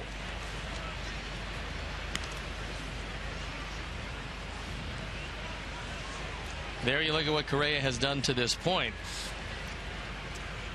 His season high in strikeouts is 7. However, lifetime against our Sox, Correa 11-1. So for a guy overall who's 67 and 73, to be 11-1 against one team, amazing. There's 2 things involved there. 1, you have to be very dominant against that one team, and 2, you got to be terrible against everybody else. That's true. He looks pretty good today.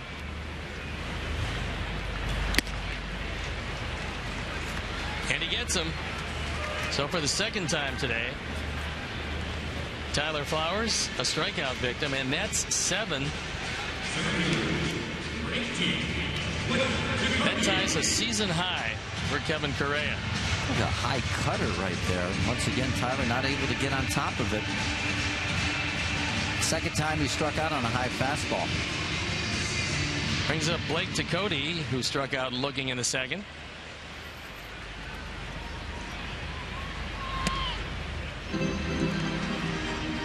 Yesterday there was a rarity in the major leagues. We're going to show it to you in a little bit. But it was the hidden ball trick. And it was accomplished by the Tampa Bay Rays against the Dodgers of Los Angeles. So a base hit to center field by Tecote.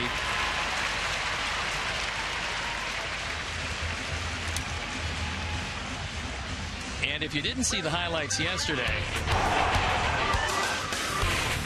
it was a sacrifice fly. Bases were loaded, the runners moved up, and James Loney got the throw. He flipped it to shortstop, who flipped it to third, and that's where Evan Longoria hid, basically, behind Jose Uribe. Now, as soon as his foot came off the bag, he tagged him, and the key on this is the pitcher cannot be on or astride the rubber. That's what the rule book says, and they got him. Oops. You just don't see the old hidden ball trick very much. Not very often, no. But they had the right combination of guys in the right places to accomplish it. Yeah. And they still lost the game 5-0, so it didn't help them very much. Diaz, who doubled in the third inning. He's 1 for 2. And he hits that ball awfully hard. Get up. Nope. Colabello made a nice play yesterday on almost an identical play. He whiffed on a line drive, which opened it up for a couple of runs, but this time he's right there. He got a good jump on this one. Diaz kills it, but you know the defense is in the right spot. They're playing him to hit the opposite way, and he's way over in right center field, deep. Good jump. Watch that ball into his glove that time. Brings up Gordon Beckham, who's 0 for 2.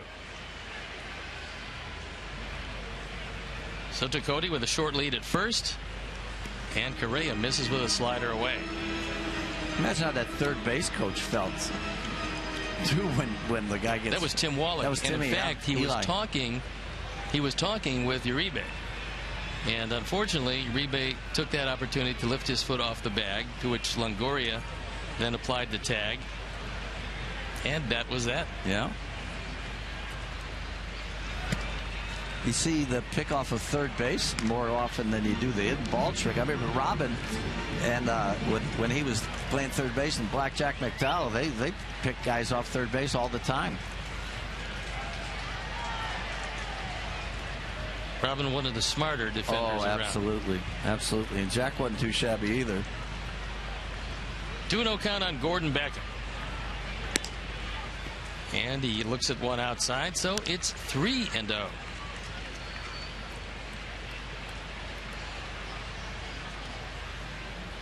One thing thing that Correa has, it looks like to me, Stoney, he's got a little bit of cutting action to that fastball. Looks like everything is moving.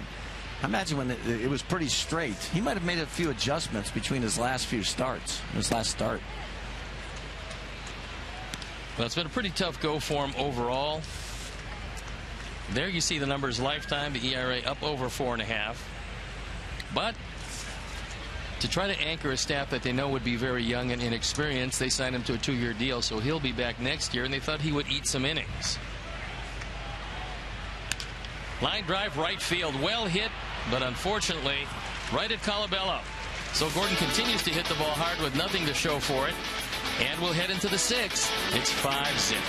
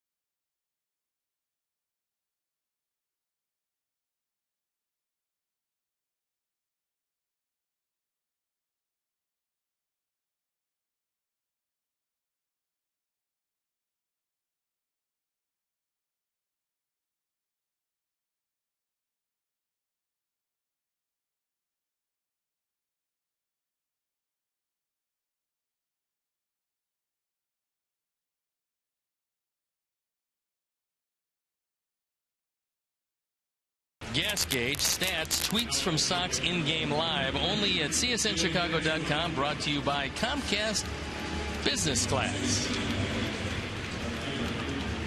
So Dylan Axelrod comes into the ball game. Dylan, who was a starter most of this year, working out of the bullpen now. He's 4.9 ERA, 5.28. Opponent's hitting .307. He's allowed 22 home runs. He's allowed 4 home runs in the last 5 outings, and I can truly relate to what Dylan's going through, and the reason being, I was a starting pitcher most of the time during my career. And because after those couple of years where I had the big fastball, I became a touch and feel pitcher like Dylan. When they moved me into the bullpen and I got irregular work, I didn't have the touch and feel that I needed. So I was a capable starter, but as a reliever, I never had any success, and I think Dylan might fall into that same category. Wow, that's really interesting, and I think that really makes a lot of sense. Because he was more than serviceable when he was throwing in rotation, because he had the touch and the feel. Good number 5 guy. So Arcia leading it off. He's 1 for 2.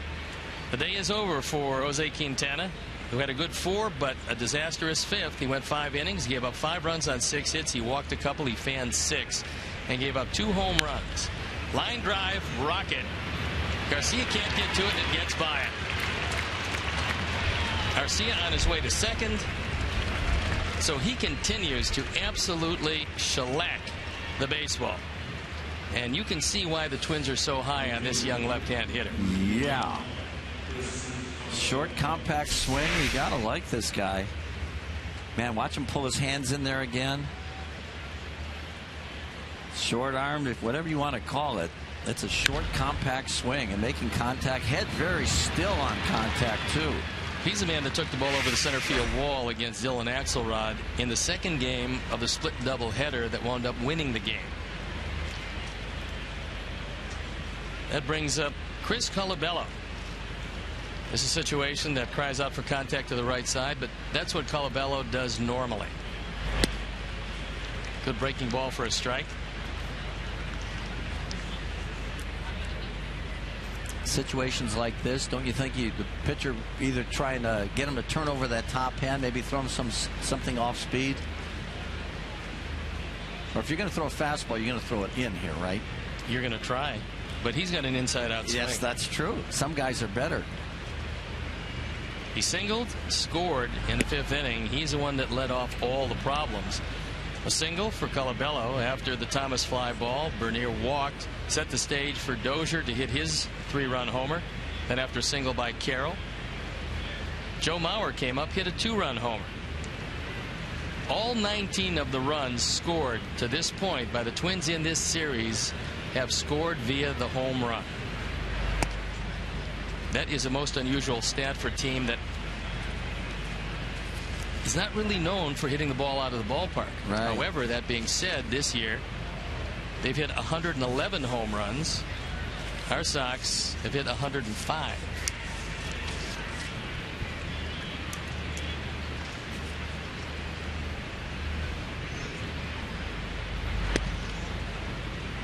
That one misses low and away, and Axelrod has fallen behind 3-1.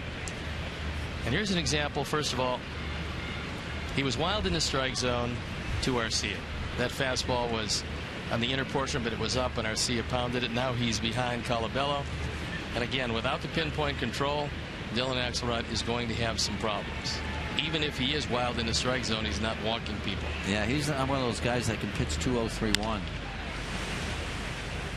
Right at Gillespie, so he fails to get the runner across. Not particularly good at that when you're ahead of the pitcher. No. The White Sox announce that Leury Garcia, acquired from the Texas Rangers, is a player to be named later in the Alex Rios trade. Garcia is going to start at AAA. He is a terrific defender. Scouts grade speed and every other aspect of your play on a 20-80 scale. And I've seen Garcia anywhere from 70 to 80 as far as speed is concerned. I've seen him around 70 as far as arm strength is concerned. He's a terrific defender. He can play second, short. He can play center field if you need him. So he gives you great versatility. And because he can fly and because he can throw, he looks at this point, projects as a super utility man, but he's young. He's 22. Maybe he will turn into something a little bit more than that. Yeah. Yeah, there's been a lot of guys. Look at Omar Vizquel when he first came up. He was a great defender, and he turned into an excellent hitter. You know, he turned it into a very credible with some extra base power. Omar Vizquel could really hit. Right at Adam Dunn. And so there are 2 outs. Here's our Xfinity high-speed action replay, and we'll watch some of the defensive skills of Leury Garcia. He comes across from shortstop, makes the flip to first, gets the out. Shows you good acceleration, and it's not easy to make that glove flip. That's good. That's good. Wow. He was rated 20th by Baseball America in the system for the Rangers, but bear in mind something. That is a very deep, very talented system. And of course, ratings mean absolutely nothing as a player develops. And being 22, he's got some upside. Yeah, definitely.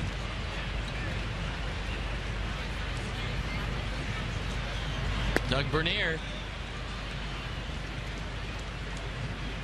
drew a big walk last inning, paved the way to a run scored in a 5-run inning.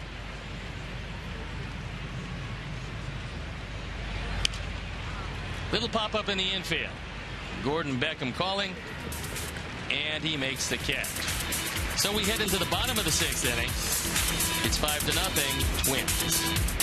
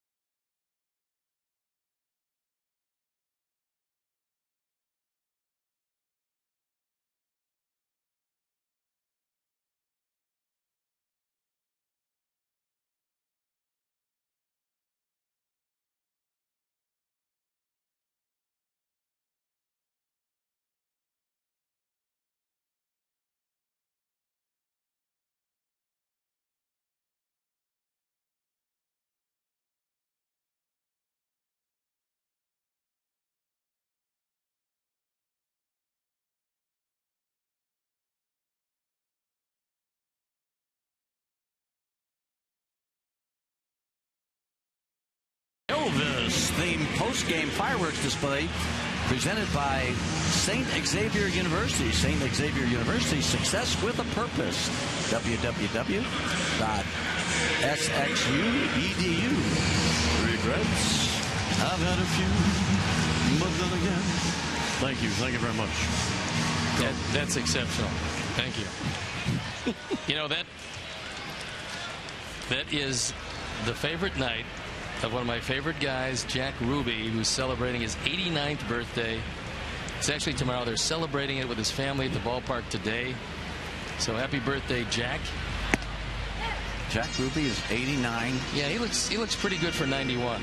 Well, he is listed, what, 3 times in the Old Testament? Yes, and a prominent part in the Dead Sea Scrolls. Right. That's great. Little tapper, tough play. Man. And Carroll makes it. At 39 years old, he's still got a little spring in his step. Good play. Little number off the end of the bat. This is a swinging bunt for a lot of guys, but he rounds it and catches the ball with his glove hand. The ball had a little bit more speed to it. See how he rounds this one off and gets a lot on that throw. He started out a shortstop, and so he's got a pretty decent arm, but obviously after all these years he's played a whole lot of seconds. Sometimes things shorten up on you. Yes. But he still seems to have a pretty decent arm. I wouldn't know. I could throw about as good today with a torn rotator as you could I could when I was playing. Yeah, it was really below average. Adam Dunn 0 for 2 with a couple of strikeouts. He has not seen the Correa straight change very well, and Correa hasn't thrown many straight changes. That one dives away. Alex Rios helping his new ball club, the Texas Rangers. He tripled the key a 2-run 8th inning as they won 5-4 yesterday. And the Rangers really starting to get hot at the right time. In fact, the Rangers leading 2-0 today over Houston. That game in the bottom of the 8th inning with 2 outs.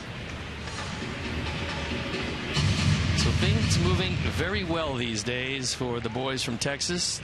Despite the loss of Nelson Cruz, they lead the division by a game coming into today, 67-50, 1-game lead over Oakland. That is a great comeback. Well, they've got a multi-talented team. They've got a pretty good pitching staff. But they still have some thunder. I mean, yes, you lose Nelson Cruz, your leading home run and run producer, but you got Beltre, you've got Kinsler, you've got Moreland, you've got AJ having a pretty good year. Yeah. Little tapper, easy play, and Dozier makes it. So quickly 2 outs, and Kevin Correa showing no signs of the guy that came into this one absolutely murdered in his last 3 starts, and overall 7-8, but an ERA up close to 5. We haven't seen that guy today. No, he's had good command of his fastball, and that changeup right there. He has had Adam Dunn out in front all night. He got him to roll over and hit a weak ground ball to the right side as that last at bat. Punched him out the first 2 times up. So no, Correa, although not spectacular, has really had tremendous command and pitching in front of the hitters. Paul's been up twice. Twice he's flied out. 4 hits, the sum total of the offense against Kevin Correa. This was more like the guy they had in mind when they gave him a 2-year free agent contract. Yeah. Because the Twins are known to spend their money wisely, if not frugally. Things a little different now with the new ballpark because they're making a great deal of revenue. Right.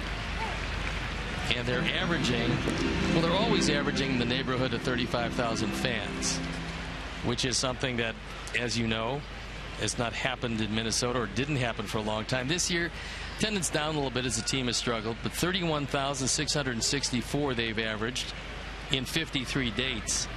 That's not all that bad. Not bad at all. Hard ground ball. Great play by Carroll again. The long throw across, and he gets him. So it's a 1-2-3-6. We'll head to the 7th. 5-0 Twins.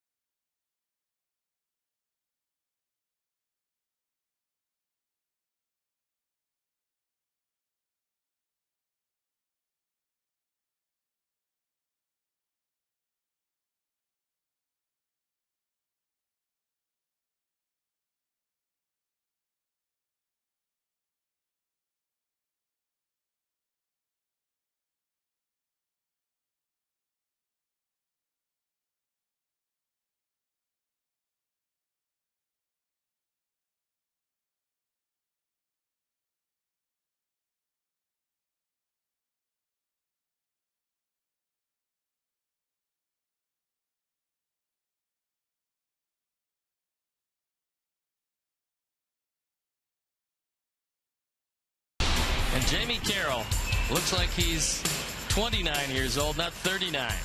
This is a tough play. A lot of overspin. He goes to his right. This is down the line and able to pick it. He had a very good inning. Made one play coming in, one play retreating, and both plays equally as effective. Yeah, they could have both been singles, and the Sox might have had something going. But you look at this box score, Stoney, and the Twins have just done everything right. They've played tremendous defense so far. They've gotten good pitching from Correa, and all they needed was that one inning where they put 5 spot on the board. And hit with power, like you said. Well, earlier, if you're just joining us, we did have a graphic which showed head-to-head, and it's 8-3 in head-to-head play this year, favoring the Twins, where they've done everything better than the Sox have done. And so the Central Division opponents have been a mystery for the Sox this year for whatever reason. Against the Central, the Sox are 13-33. And so when you can't beat your own division, when you're 18-41 on the road, it's just not going to be a particularly good year for you, and that's exactly what's happened. Well, I know the Sox have played a lot of close games and have found it's almost like finding a way to lose in a lot of those games. Not this game withstanding, of course, because the Twins have pretty much dominated this, but I've seen one little glitch here and there that have caused the team to just lose the ball game. Over 75% of the games have been decided with 3 runs or less. Yeah. Which is a testament to the pitching staff and shows you the things that we've been talking about all year and the philosophy I've always had. As this chopper goes in the hole, tough play for Ramirez, guns it across, but can't get it there in time. So Dozier with his second hit of the day. A good effort by Alexy, but Dozier doing just about everything right in this series. That was a great play. Alexy has no time to take a step, and you can see the one-hop throw was very good. But he's busting it down that first baseline, and he gets the front of the bag just in the nick of time. And the philosophy that I've had, Tom, is that the game is won and lost 90 feet at a time. Whether you take the 90 feet or whether you give up the 90 feet. And more times than not, Sox have been giving 4 and 5 outs in an inning, and they certainly have been giving up 90 feet at a time way, way too often to win close games. That's one of the reasons why this team is where they are, and something that is going to have to be addressed. Obviously, if you're going to score 7 runs a game, it's not that important. But if you're not, and this team hasn't, it becomes of vital importance. Yeah, those are great points. You got to catch it. The pitching's been good. And it's hard to believe that the pitching would be good and the defense be bad. And the offense has been pretty mediocre or less than satisfactory up to the standards that you'd expect. And the base running has been abominable. Yeah. So, I mean, that's important as Jamie Carroll steps up, 1 for 3. Big lead at first by Dozier.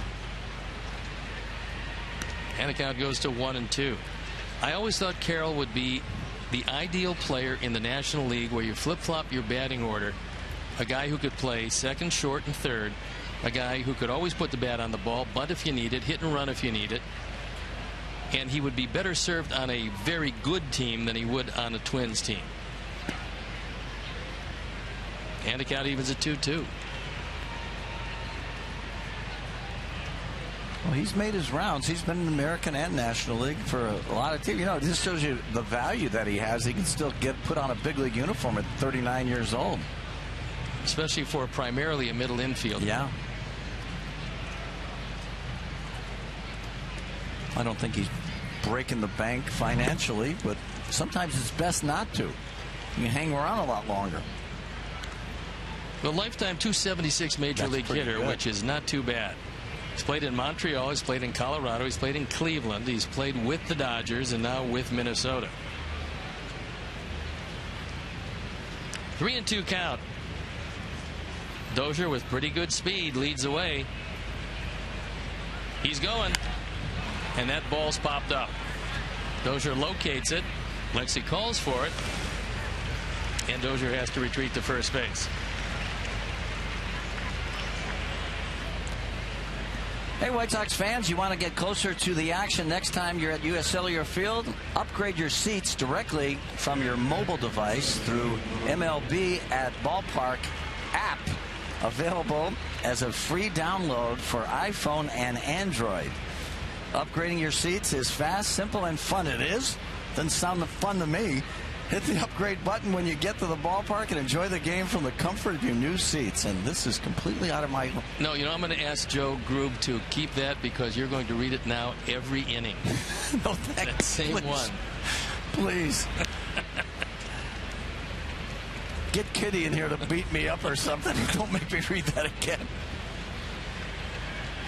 Joe Mauer. App, this and that. Well, the world has passed me by. I'd have been great with George Washington. We're 2 for 2. I thought you were. Well, just part-time. Good guy.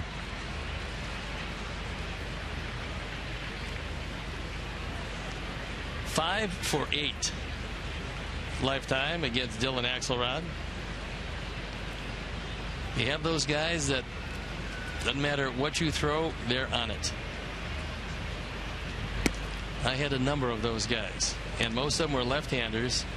Most of them were not guys with big swings. Most of them were the contact left-handers, although there was a couple of exceptions.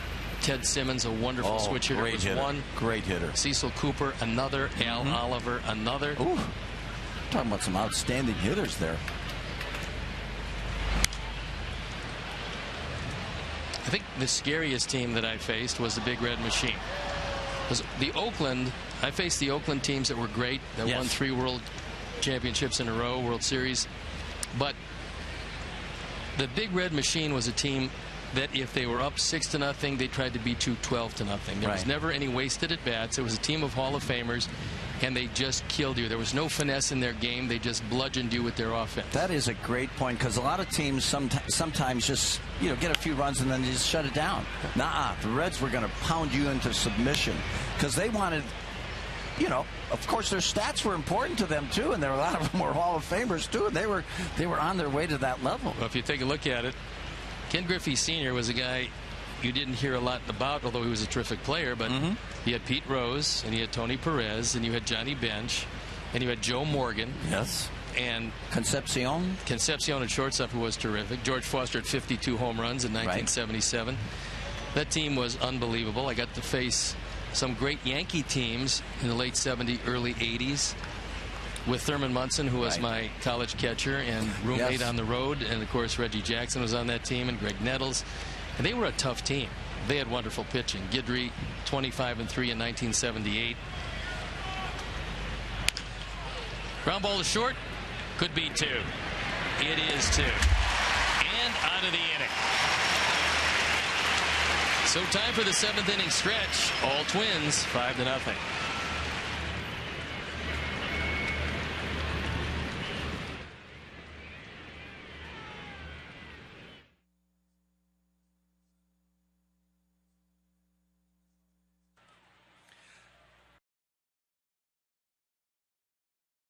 Each Sunday, the singing of God Bless America will be performed in support of our country and our men and women stationed overseas. Ladies and gentlemen, please welcome Gerald Chaney for the singing of God Bless America. God bless America, land that I love. Stand beside her and guide her through the night with the light from above. From the mountains to the prairies to the oceans white with foam. God bless America, my home, sweet home. God bless America, my home, sweet home.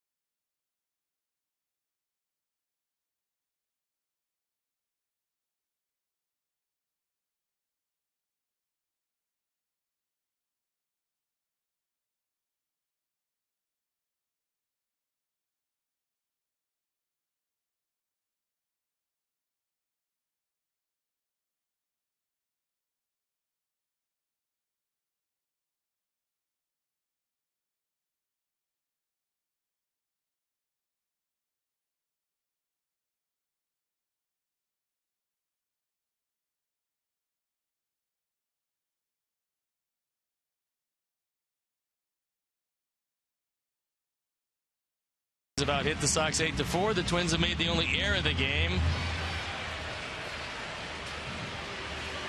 And so Avisail Garcia, who's 1 for 2, single, stole a base, leading off the 2nd inning.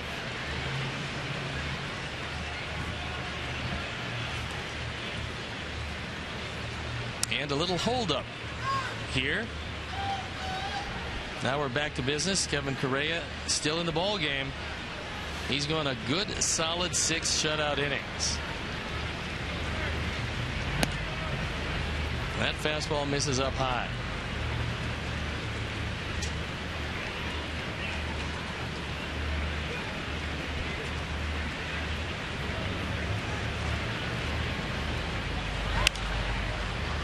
That one fouled away, and Garcia played 8 games at Charlotte in AAA, drove in 9 runs.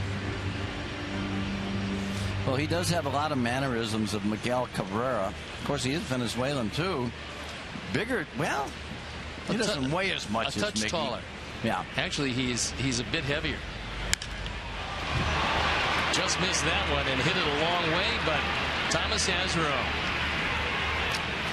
Flags blowing straight in from center field, too. You know, it just seems to me that the Sox haven't really swung the bats that poorly today, Stoney, but every ball they've hit has been either caught by the wind over there. Any ball they've hit in the air deep has been knocked down by the wind. And you know, those 2 home runs that the Twins hit went through the wind. They were low line drives. Sox, you know, and they've hit a few line drives at people, but good defense once again by the Twins to collaborate good pitching by Correa.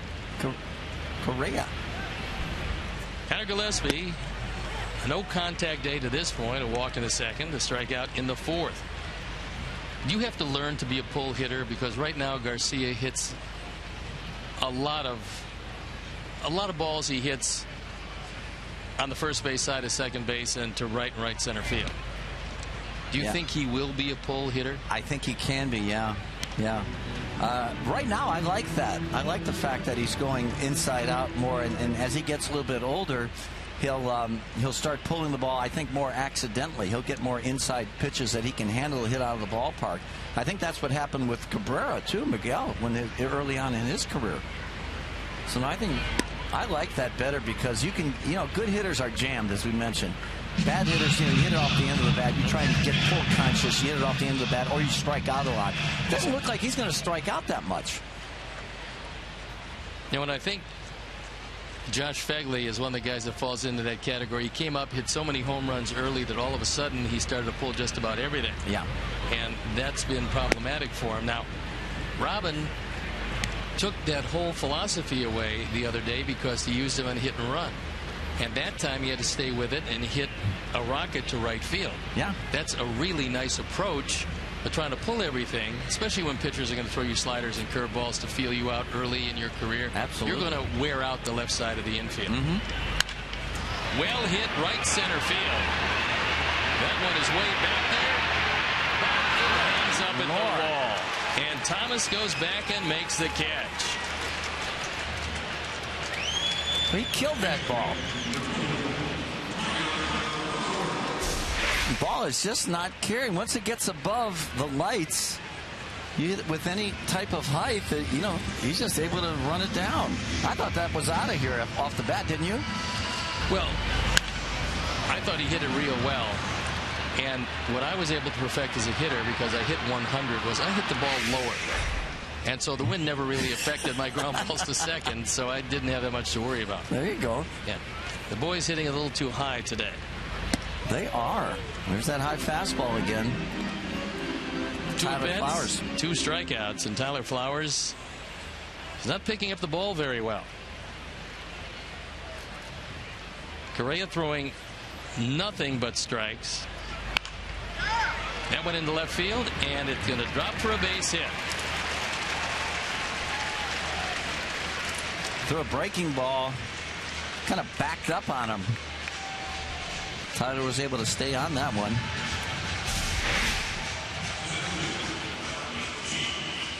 You see it kind of just backs up on the inside corner. At times, pitchers have a tendency to outthink themselves. All day long, he's throwing high fastball after high fastball after high fastball by Tyler Flowers. So, after throwing the first high fastball by him, he's going to trick him. And the curveball hangs and winds up with a base hit. But then again, if pitchers never made mistakes, very few guys would hit, and we know that they hit pretty well. Well, that's true. And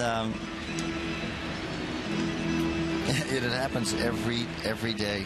You know, Nate Jones, for example, was pitching yesterday, and he had a 3-2 count on Dozier, I believe it was, and Mauer's the on-deck hitter in a 1-run ball game. 3-2 count, he throws him a breaking ball. With Mauer on deck, he walked him, set up the possible winning run to the plate.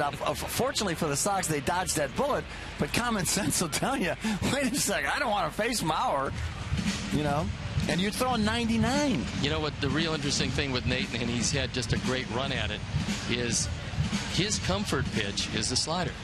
And so he feels that he has much better command of the slider than he does of the fastball. There was another guy on the other side of town, Kerry Wood, who was the exact same situation. That ball fouled off, and the count goes to 2-1 against Blake Tecote, who's 1 for 2. But Kerry would have problems. He threw 98, 99, same thing, especially as a young pitcher. Oh, yeah. And when he'd have trouble with his control, he would always go back to the slider to get it over the plate. And I think Nate Jones feels the same way about his slider. So for him, that wasn't a gamble pitch. That was his comfort pitch. Okay. Now, he missed with it, but that happens. Well hit, but some room, and it hangs up again. Yep. You could see that ball just get slapped down. And Thomas makes the catch, so 3 flies to center field, sandwiched around a single, and we head to the 8th. It's 5-0.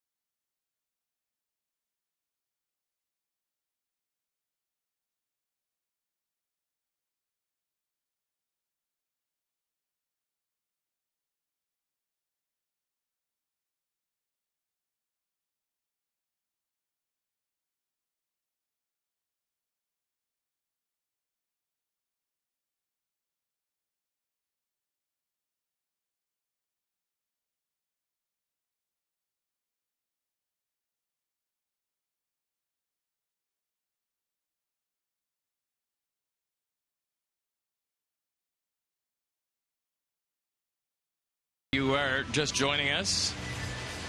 My partner Ken Harrelson, a little under the weather, and so Tom Paciorek, who threw out the first pitch today and did a fine job of it, was kind enough to sit in and regale us with stories of times past and present.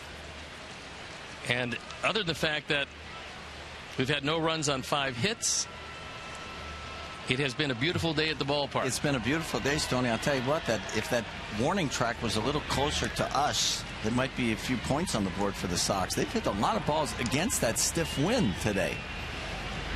And the thought process would be to move the fence in front of the warning track, in which case probably the Sox would have the lead.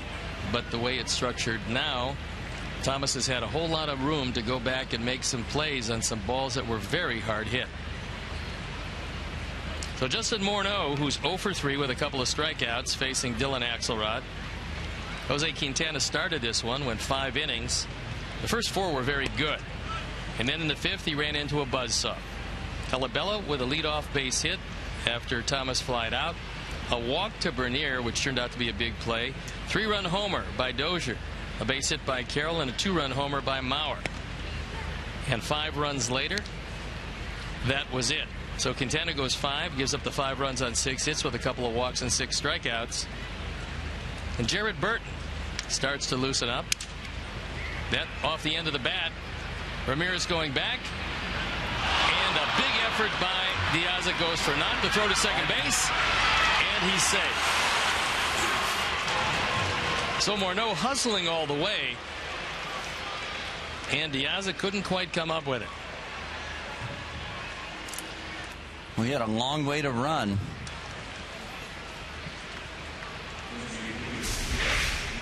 And kind of fighting the elements, too. He had it. He was there. Just, did he kick it out? No, he didn't. I thought he might have kicked it out of his glove with his knee, but no. And as Steve mentioned, good hustle by Morneau. A lot of guys sit around at home plate and just kind of throw the bat and think it's an easy pop-up, but he got a double out of that. Well, that's not the Twin way. Line drive left field, well hit. Piazza going back. He makes the catch. And Morneau has to retreat. So a fine play on a rocket off the bat of Josh Willingham, who's now 0 for 4. That's one of those hang whiffums. It's a strange game, isn't it? Morneau gets a double on a cracked bat, and look at this, a rocket. He pastes him up against the fence, and that is just a long, hard out. You made a nice observation on the hustle of Morneau at second base, and the Twins have always been that kind of a team. You might remember they had a player by the name of Alexi Casilla, and he wasn't hustling to first base one particular day, and Ron Gardner told him, that's not the way we do it here, son. We hustle. Towering fly ball.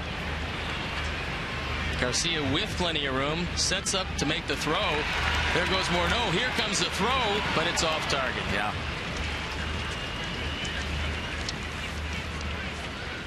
Here's our AT&T tweet of the game, and it comes from JAK Sox 30M. And it says, always enjoyable to hear Wimpy involved with White Sox broadcast. Love his laugh. So nice of your family to tweet in. Thank you. Wimpy. It was tough for them to get through. Yes, you're not kidding. What with all the texts and tweets and all. My grandkids, yeah, they know how to do that. You have 30, 40? 8. Ooh, 8. Grandkids? Very nice. Yeah, 4 and 4. Yeah. Christmas might be a little expensive for you around the Paciorek house. You think? Money's always a good option. You know, kids really like money. Have you noticed that? No, I can understand that. And you write them those $2 checks, and they really appreciate it down the road. Hey, you got to break them in. That's right. You know, life is You don't tough. want to spoil them. That's right. Chris Colabello with Morneau at third. And the count evens at 1-1. You know, Dylan's one of those guys, don't you think, Stoney, that has to pitch backwards?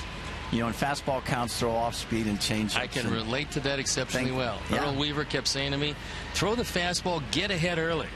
I said, Earl, if I throw the fastball, it's going to wind up in the outfield, and then I'll have another chance. I said, let me throw the curveball, get it over the plate, and surprise them with the fastball, which, of course, he didn't really understand because he had guys with great arms, and he had guys that pitched the conventional way because they could. Palmer was the Hall of Famer. Sure. Dennis Martinez won 245 games. Flanagan won the Cy Young Award in 1979. McGregor won 20 games in 1980. And that was the starting rotation. Ground ball to short. Easy play for Ramirez. He gets it across in plenty of time, so we'll go to the bottom of the 8th inning. It's still 5-0.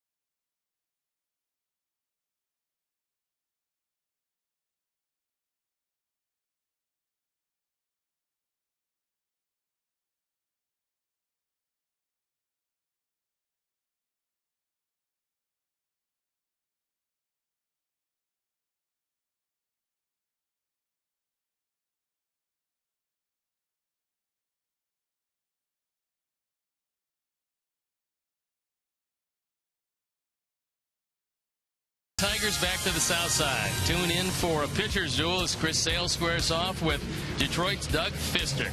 Don't miss White Sox Tigers tomorrow night at 7 on Comcast Sportsnet. Chris Herman takes over in right field. Pretty durable. We've seen him behind the plate and in the outfield at 2 different positions. And Jared Burton comes into the ball game. Burton on for the 54th time. He's 1-6 with the ERA in the low 3s. Only 18 walks in 50 innings. He's fan 46. Left-handers haven't done much with him.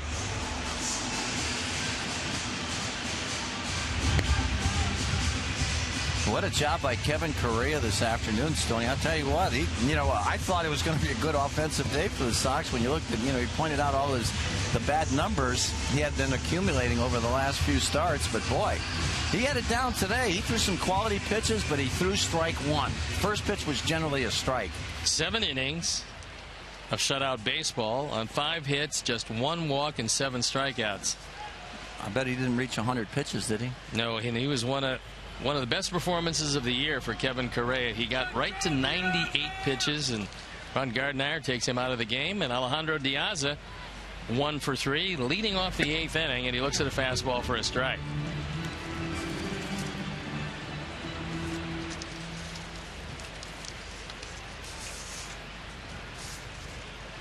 Burton was also with the A's and the Reds.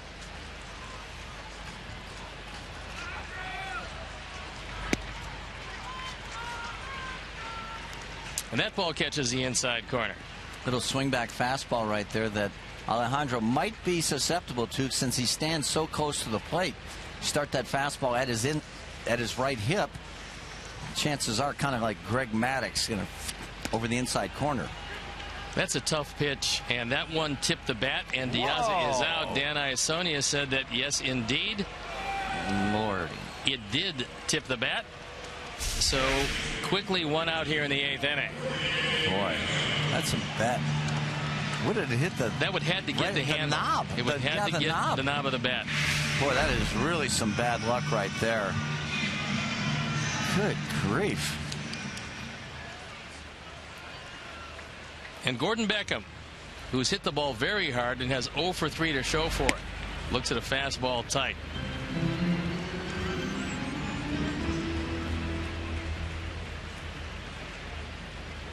He's 0 for 7 lifetime against Jared Burton.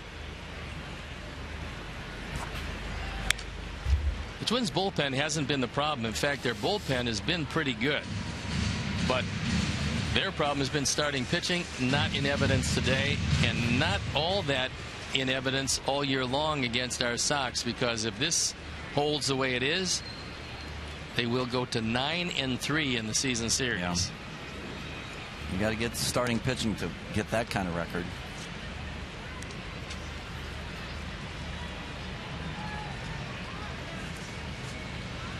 Well, Gordon's finally, he's got a good count to hit right here. And as you mentioned, every time I've seen him hit this year, he's hit a line drive, but it's usually at somebody. Oh, look at that one. Now that hit his bat. Good. And Gordon, of course, with that bad wrist, you hate to see anything coming inside. Look at that check swing. Wow. That's one that hitters really hate, but pitchers think it's just dandy. Oh, yeah. And now Robin comes out. I'm wondering if he's saying that that ball might have hit him. Yeah, hit his hand.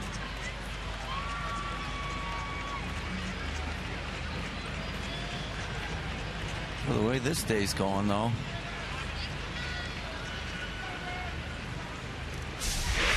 Another look.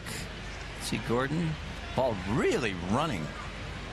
I don't know. From there, it looked like it hit the bat. Yeah, it did. But the reverberation. Yes. No fun. And the vibration. Yeah, that too. Is that a word? All right, Sox fans, join us for Blackhawks night on Tuesday, September 10th at 7:10 when the Sox take on Detroit. Also, the first 20,000 fans will receive a Blackhawks and White Sox fleece scarf presented by the Chicago Blackhawks, the world champions, as it were. Purchase tickets today by calling WhiteSox.com or calling 866-SOX-GAME. I work with the man you just imitated. Who's that? Howard Cosell. The quintessential Howard Cosell. It was absolutely a delight. Loved him. I told a great story at a production meeting about flip-flop batting order and how the Boston Red Sox changed. Line drive right field. Sinking fast, but not fast enough. As Herman comes in, I'll get back to that story on the other side. So we'll head into the top of the ninth inning. It's all Twins, 5-zip.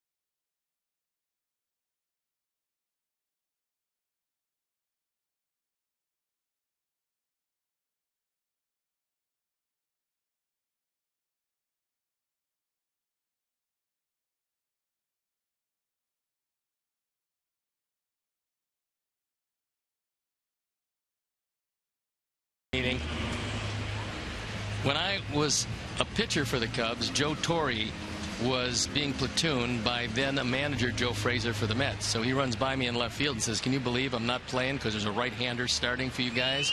Because I got over 2,500 hits. You think some of them came against right-handers? So Boston platooned Rick Miller and Reed Nichols. I told this story because we were having a Boston-Detroit game at the production meeting. And I told a story about Joe Torre and Joe Frazier. And the game went along, and sure enough, they changed pitchers. They flip-flopped in left field. And Howard Cosell told the story as if it was his and asked me to comment on it. So he said, "And so what do you think of that?"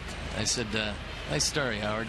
That's why they call him Howard Cosell. Yes. He can do no wrong with me, because in the 70s when Tommy Lasorda was doing some work for ABC in the playoffs, the Braves were in, and I took all my 5 kids to visit Tommy at the hotel, and they were 8 and under. And Howard invited us up to his suite for lunch. My kids are throwing burgers all over the place, ketchup up against the walls and everything. And I was trying to discipline him. Howard said, "Let the little tykes play." Said, "All right, Howard. Okay. You deal with him." Well, it was an interesting broadcast, and it was the second broadcast that I ever did with Al Michaels. Oh, boy. And Howard Cosell. First game was Al Michaels and Don Drysdale. This was with ABC Monday Night Baseball many years ago, before Monday Night Football. A lot of people don't know that there was a show like that.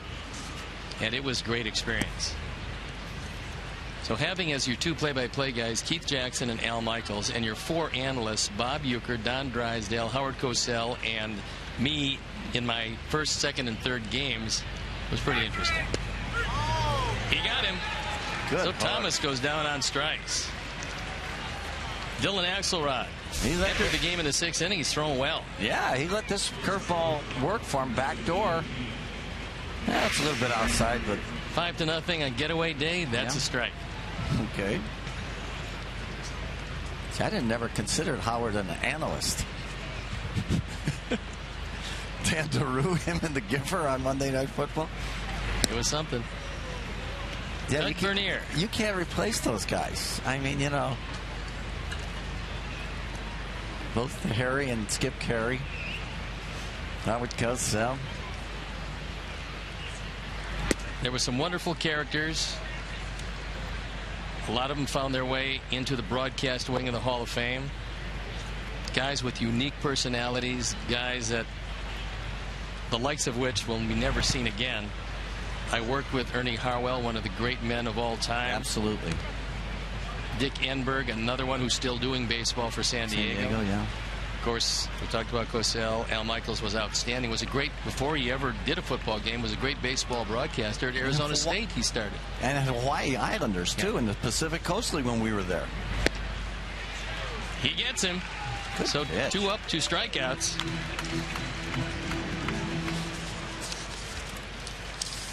And just like we promised you earlier in the game, it's Miller time, brought to you by Miller Lite. And here is our Miller moment. Wow. And in a 0-0 game, Brian Dozier hits a 3-run homer in the 5th inning. And the Sox have been unable to come back since then. Nice job of hitting. I'll tell you what, that was not that bad of a pitch. You know, you usually hit mistakes out of the ballpark. I don't consider that a mistake. Good curveball. This is the best that Dylan Axelrod has looked in the last 6 appearances. He's given up 3 hits, hasn't walked anybody, fanned 2 in 3 2/3. Wow, that was Make it easy. 3 innings and a 1-2-3 ninth on 3 strikeouts. We'll head to the bottom of the 9th with a whole lot of work to do.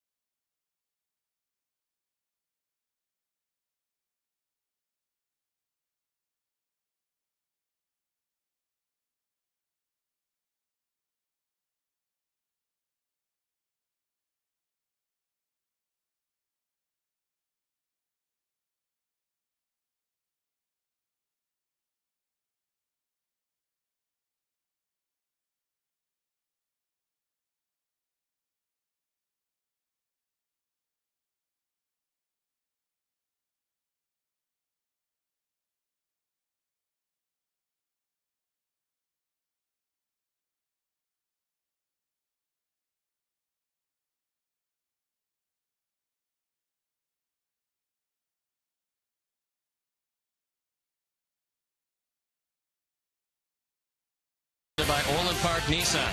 Get their take on today's game on the South Side and all the action around the league. Don't miss White Sox postgame live tonight, right after the game on Comcast Sportsnet. Casey Fiend comes into the game. On for the 55th time. He's 2-2, the ERA 2.61. Those are some pretty special numbers. 54 strikeouts and 48 in the third with just 9 walks. That's great. Bonin sitting 187. This is his 3rd organization. As it so often happens, sometimes out of nowhere, the light turns on and you learn how to keep the ball down. You might learn a new way to make it move. In the case of Fiend, now the ball is moving away from the left-handers into the right-handers, and he's been just terrific. That command, too, is so important, Stoney. Averaging over a strikeout an inning and just walking no one. Adam Dunn takes a look at one out of the zone. Dunn 0 for 3 today with a couple of strikeouts.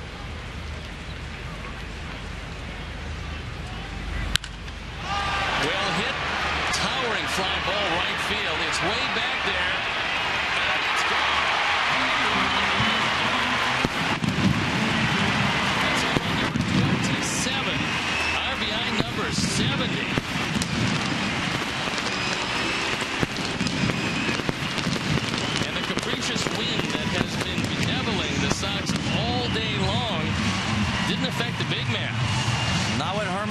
pitcher hits him, they go. Big, strong. He got a fastball a little bit in, so he got his hands in nicely there. Adam, very happy to see Correa out of the ball game. He had 3 tough at-bats against him, and there they go. Look at him. That's what happens in the control room after a home run. That's why we got such a great telecast, those guys working. You know, they come early, they stay late, and those costumes, you know, they just make everything. They're fun. They're fun guys.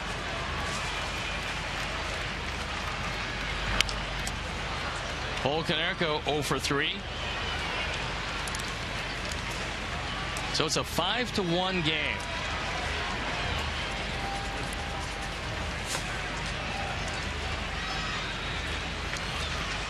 The New York Yankees came back and defeated the Detroit Tigers 5-4.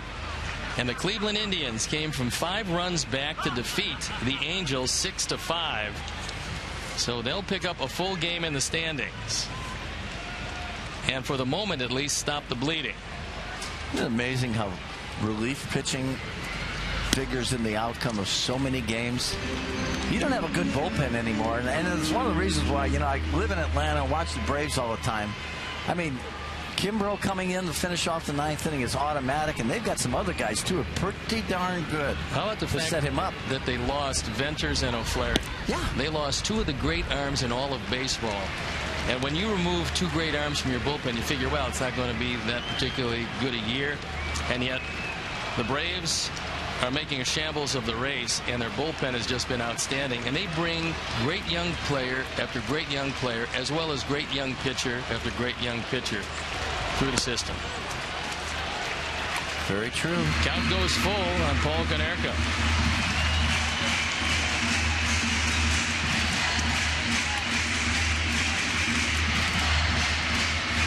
Come on, Paulie, let's give him a finish right here.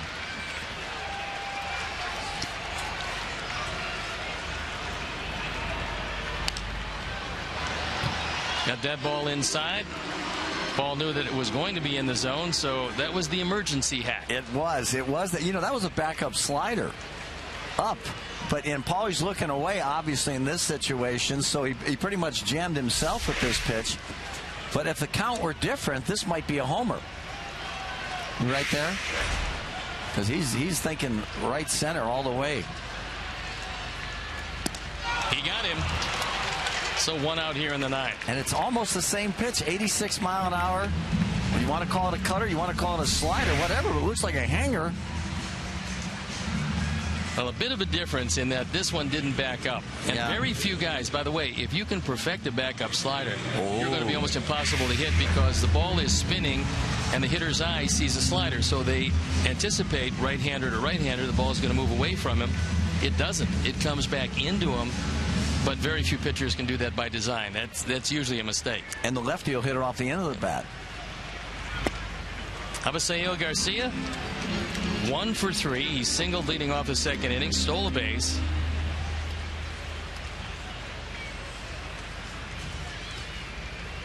You get Connor Gillespie in the on-deck circle if he gets on. Tyler Flowers scheduled, but we're likely to see a pinch hitter.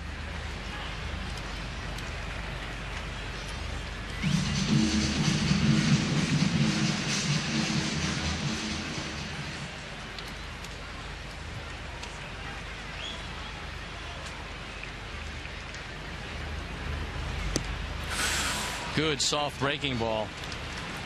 And he had Garcia way out ahead of that. He was swinging at the motion, not the baseball. Yeah, that was a great pitch. That's where you can see this guy's had such a good year and make pitches like that.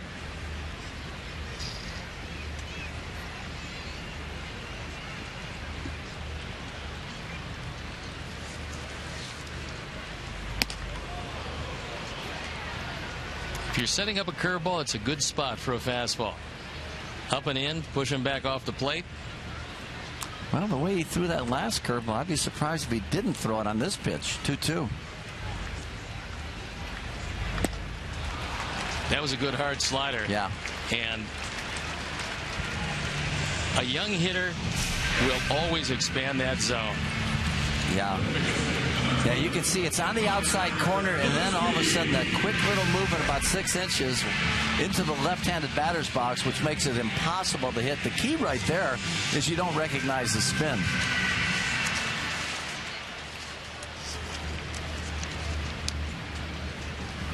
Connor Gillespie taking it way down the line, foul. He's 0 for 2 with a walk. And if this holds up, the Twins will have taken 3 of 4, 9 of 12 in the season series.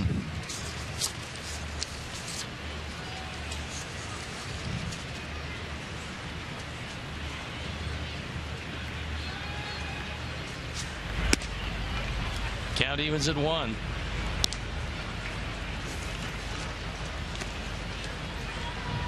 Well, Tom, it's been great having you here. I'm glad you were throwing out the first pitch today and you could pinch hit. Thanks, Stoney. As my partner, Ken Harrelson, a little under the weather. So the call to the bullpen produced Tom Paciorek. He came up after throwing the first pitch, absolutely exhausted, and gave us his best. It's been a full day for me. It has been. I mean, it was exhausting going out there. I know that. Plus, you had to intermingle with all of the mascots, which is, you know, that's not as easy as it looks. I love the mascots. Bob Grimm made me walk up about 5 flights of stairs. That's always good. That didn't help. It's good for the knees. Oh, my hips. Great. Get on drive, and that's gone. Woo! Way back there. Man. So it's a 5-2 game. As Connor Gillespie hits his 10th of the year, drives in his 28th. So the 2 left-handers this inning have both crushed the ball. And that was a no-doubter when it left the bat. Yeah, that was a low bullet. Wind couldn't affect this one. Watch it. It looks like a sinker in the middle of the plate. He just drops the head of the bat. Watch Connor go down and get it. That's why I say, Stoney, it's so much easier to go down and get that, drop the head of the bat, than it is to get your hands above the ball to hit a high fastball. And look at the mascot. Look at him go. They're absolutely incredulous with the 2 home runs this inning. That's good. Feenan only given up 4 all year. And that was in 54 appearances coming into today. That's a lot. So Jordan Danks comes on, and he looks at the first ball breaking ball for a strike. He's been hitting for Tyler Flowers. Well, you know, Stoney, it looks to me like he's made great pitches on the right-handed hitters and not so good pitches on the lefties. I can relate to that. I hear you. Backdoor breaking ball misses. And the count evens at 1. Well, Jordan hit a homer yesterday. Why not another?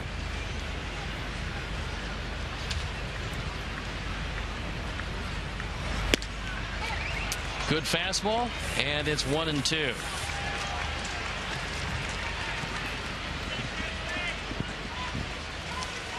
Detroit will be here for a 3-game series, which is going to close out this homestand. And if you can't be at the ballpark, you can certainly watch us right here on Comcast tomorrow night. Good matchup tomorrow night. Chris Sale and Doug Pfister. Tuesday night, Max Scherzer and Hector Santiago. And Wednesday afternoon, right back here on Comcast Sportsnet, Rick Porcello and John Danks. Detroit will come in with a 7-game lead over the Cleveland Indians.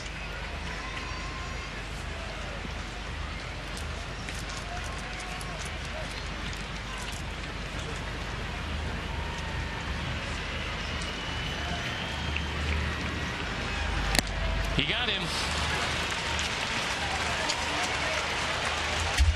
And the Twins take 3 out of 4. So after sweeping the Yankees, a disappointing series against a team you should beat in Minnesota, but you don't.